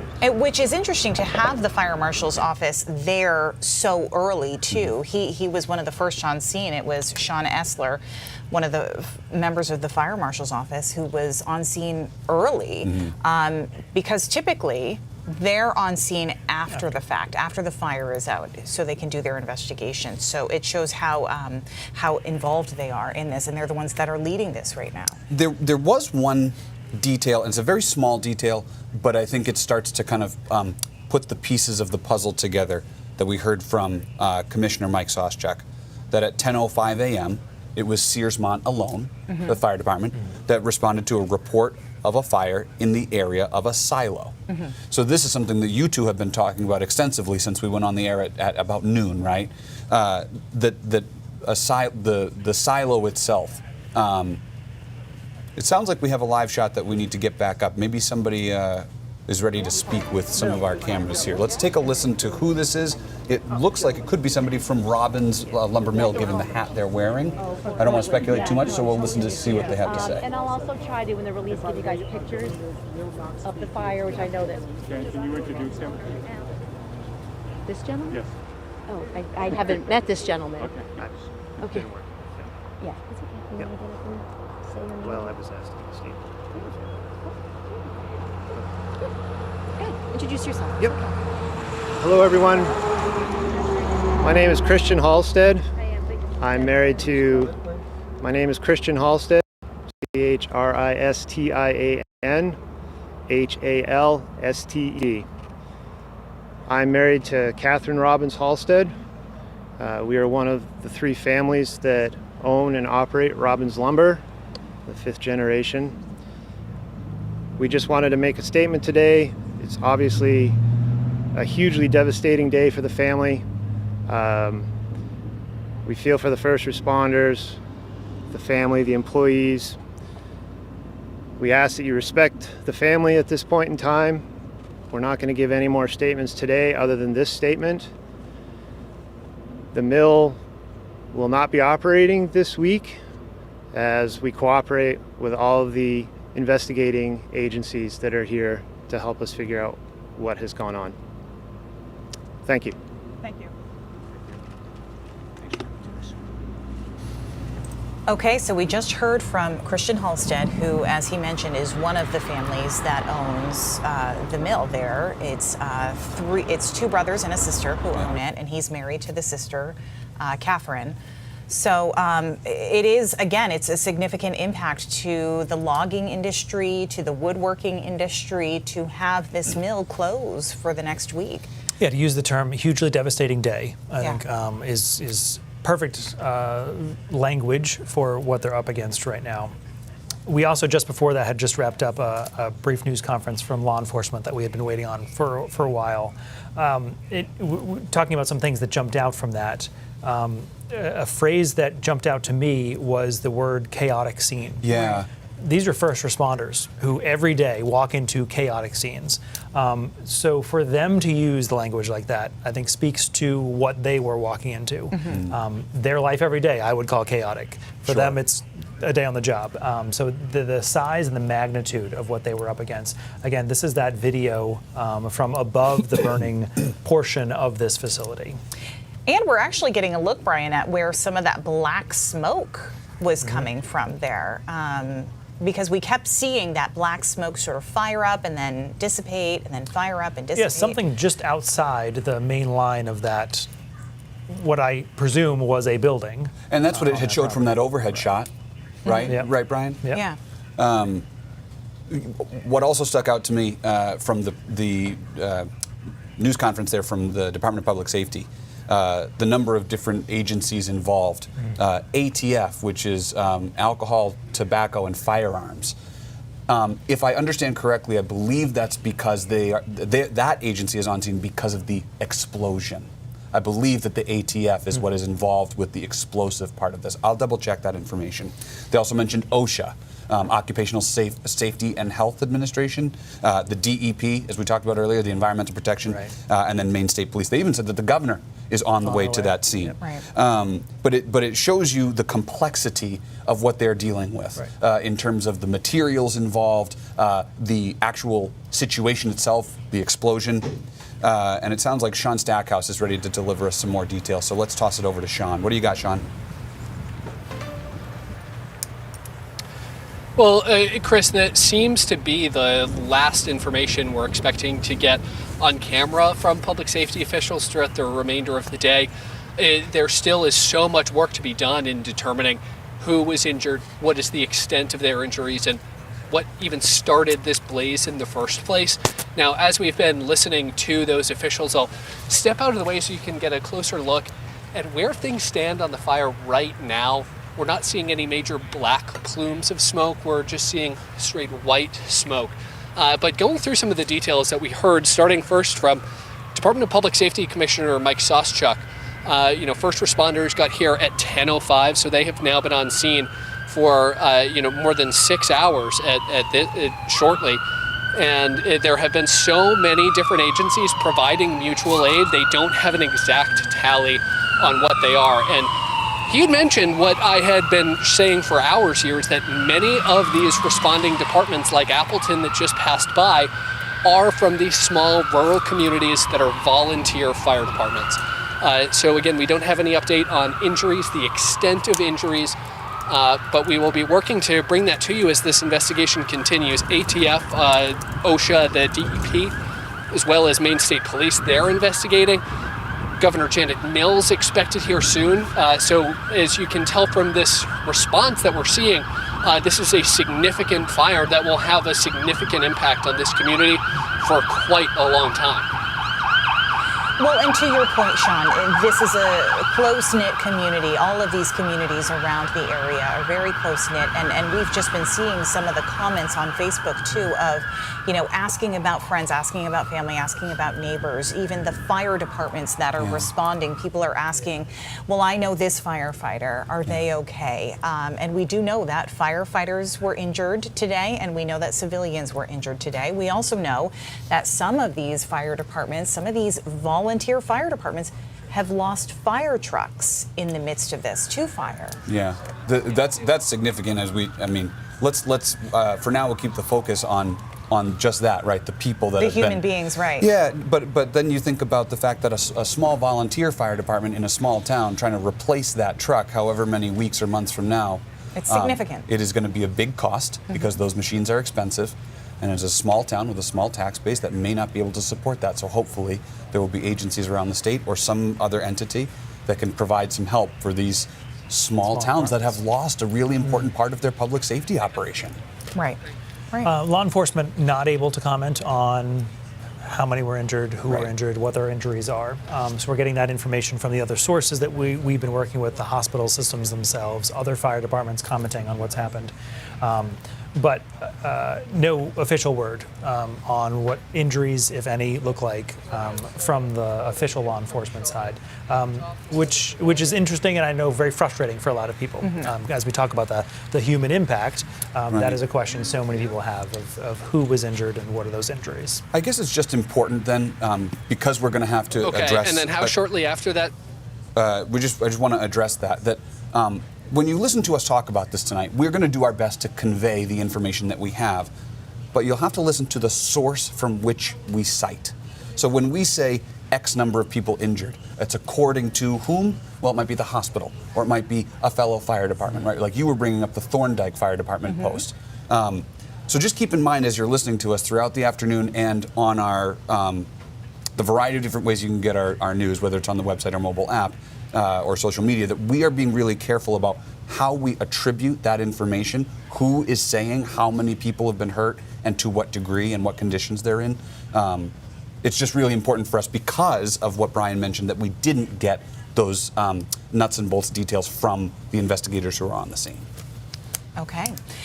We want to thank you for joining us for this coverage, and our coverage will continue. We're about to start our 4 o'clock newscast, and which will have much more live coverage of this situation unfolding still in Searsmont, where Robbins Lumber is still on fire. There's a big chunk of the area still on fire. Crews still working to put that blaze out. We know firefighters were injured, and we know civilians were injured in this.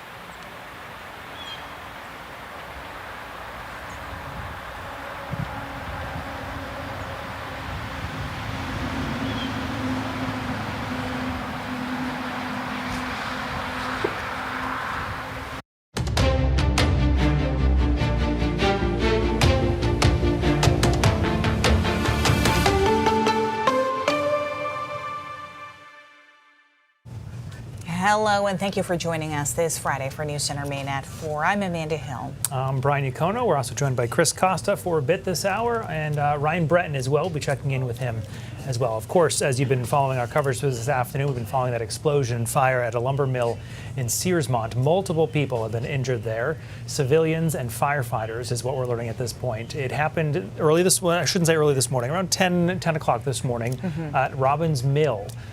We'll be checking in with our crew live on the scene in a little bit of what we're learning. We have heard from Thorndike Fire that firefighters were injured and civilians were injured. We just heard from public safety officials as well, who really couldn't tell us too much about this. This is earlier. This is obviously not a live shot of Searsmont right now. This was earlier in the day, though, when we could see some of those flames coming up over the tree line. So public safety officials say this is still very much an active scene, and we do know that some fire equipment has been damaged in this massive fire as well. We also heard from a spokesperson with Robbins Lumber who said that the mill will be shut down for the rest of the week as this investigation continues. Still very active scene. We will have it covered from a number of angles. We have multiple crews to bring you team coverage over the next few hours. Want to check in with meteorologist Ryan Breton, however, with a look at your forecast and how all of this breaking scene ties into what Ryan's been tracking today as well. Yeah, good afternoon, guys. A quick check of the forecast right now. We have temps that are in the 60s here in eastern Maine, 64 in Bangor, 60 in Waterville, upper 50s to the south where there have been clouds and off and on showers through the day. But a lot of those showers are now drying up. You can see this steady area of rain, which was over southern Maine and dropped more than 3 inches of rain in Portland, has now pivoted to the south. We have a few little small sprinkles and showers, a few up around Route 2, but the trend is going to be for these to dry up and for drier air to both come in from the north and then warmer weather to come in from the west. We have a really nice weekend on the way. There's only one chance for any rain, and it's really mainly overnight tomorrow night. There could be a passing shower as this front comes in from the west. So for any Friday evening plans, you may have a shower around for the next couple of hours, but the trend will be for those showers to dry up. Clouds will be diminishing too, and it's not going to be terribly cool cool overnight tonight. We'll be starting tomorrow morning with lows that are in the mid to upper 40s. And given the sun comes up so early this time of the year by 6, those numbers are already on the way up. And we are in for a really warm day tomorrow. Mostly sunny skies. Now notice the wind here coming in out of the west over the land, but over the ocean, a sea breeze will tend to develop. Before it happens, Portland could get up into the mid 70s, but if you're at the water's edge, it's probably going to be a little cooler than that. Lots of sunshine out there through the day tomorrow. And again, no weather issues all day long. And it is going to be a warm one. We get to 76 degrees tomorrow in Bangor, 75 in Lewiston, 72 in Portland. And again, this time of the year, it's all about the wind direction. If we hold off any sea breeze, Portland itself could be a little bit warmer. But of course, on the mid-coast and down east, if you're out on any islands and peninsulas surrounded by water, it'll be cooler at the water's edge tomorrow because of that southerly breeze. We have a front that comes through overnight tomorrow night, though. That brings the chance for a shower. And behind that front, Sunday is likely the warmest day of the weekend, when some places could make a run up toward 80 degrees. Warm weather sticks around into next week, too. I'll be back with more on that in a few minutes. Ryan, thank you. We will see you in a bit. Want to get back to our breaking news out of Searsmont at Robbins Lumber, where multiple people have been injured, both civilians and firefighters. As you can see, our Sean Stackhouse is joining us live. He's been our man on the ground throughout the afternoon with what's happening there. Hi, Sean. Brian and Amanda, we still have many questions that we're hoping to learn. The investigation is still far from even being started, as we learned just about a half hour ago from the Maine Fire Marshal's office. Fire Marshal Sean Essler providing us those details. But what we can give you new information on is what we're seeing out of the fire as it stands. If you've been following our coverage since we started here shortly after noon, there is a significant decrease in the smoke that is coming. Flames are not visible from above this tree line. But when we arrived hours ago, fire was shooting up above those lines. It was a dark black plume of smoke. That has since changed, so there is some significant progress that is being made. But from what we've gathered from officials, there is still quite a long ways to go in responding to this fire, knocking it down, and investigating what exactly caused this to happen. Again, we're still waiting to learn any information on the extent of injuries. We have had confirmed that there were firefighters as well as civilians that were injured in this blaze. We do not know the extent yet or what caused it. We'll be keeping updated on air and online as we learn any new information. Sean Stackhouse live for us there on the scene in Searsmont this afternoon. Thank you. That started our team coverage, of course. There were a number of people injured in today's explosion and fire. Still looking at those live pictures right there.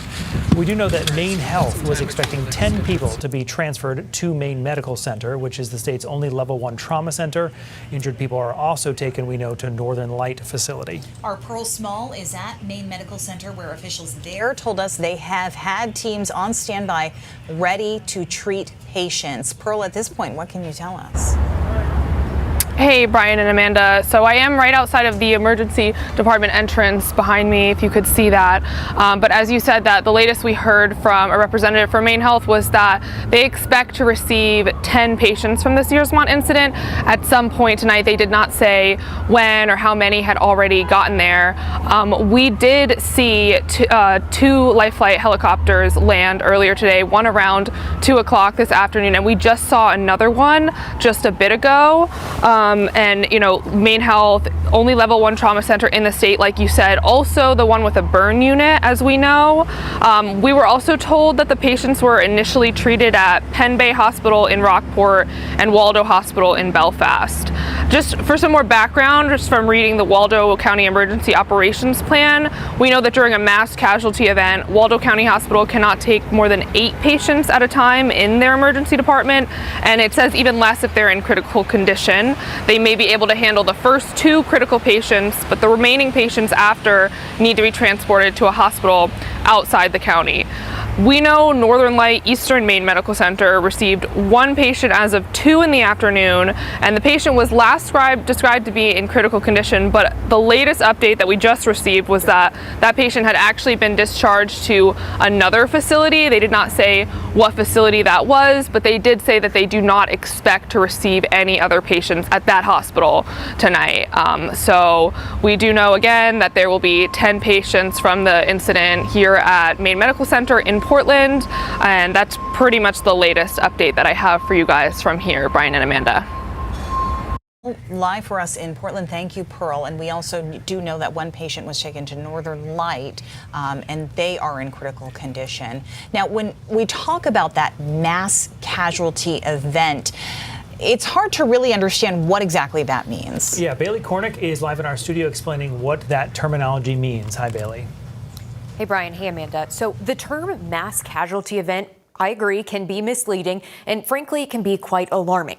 Part of the reason why is we often confuse or use casualty and fatality interchangeably. But it's important to remember casualty is defined as a person killed or injured in an accident, disaster, sudden event, or war, whereas fatality is strictly defined as death. This is how Cornell law defines a mass casualty event. The first requirement from Cornell is also worded confusingly, but essentially it's an incident resulting in casualties to 3 or more victims, including the following conditions. The first is the incident exceeds the normal resources for emergency response available in that area where the event is taking place. And 2, the incident results in a sudden and timely surge of injured people needing those emergency services. The explosion at Robbins Lumber today ticked those boxes. It's also important to differentiate a mass casualty event from a mass fatality event, which means multiple deaths. So again, in this case, the incident in Searsmont has been classified as a large-scale mass casualty incident. That's why we wanted to explain this sort of umbrella term to you all at home that you've likely now seen or heard a few times. Brian and Amanda, I'll toss it back to you guys. Bailey Cornick with a little refresher of some terminology we're hearing a lot this afternoon. Bailey, thank you. Now, according to their website, Robbins Lumber was founded on the St. George River in 1881. It was grown from there through the decades. Yeah, the original mill burned in 1957 and it had to be rebuilt. And then in 1969, they ran out of space, so they moved to their current 40-acre site. And this is video, by the way, from about a year ago when we were visiting the facility. It burns industrial wood waste to provide heat and power for the plant, which buys logs from more than 150 independent loggers. They own and manage 30,000 acres of forest. They also grow tens of thousands of Christmas trees.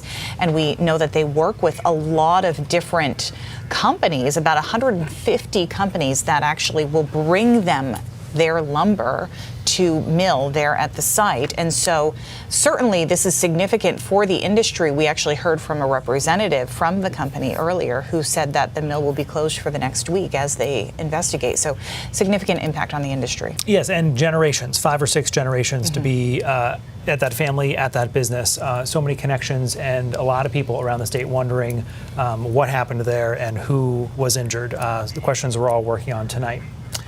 We're going to take a brief break. We'll be right back.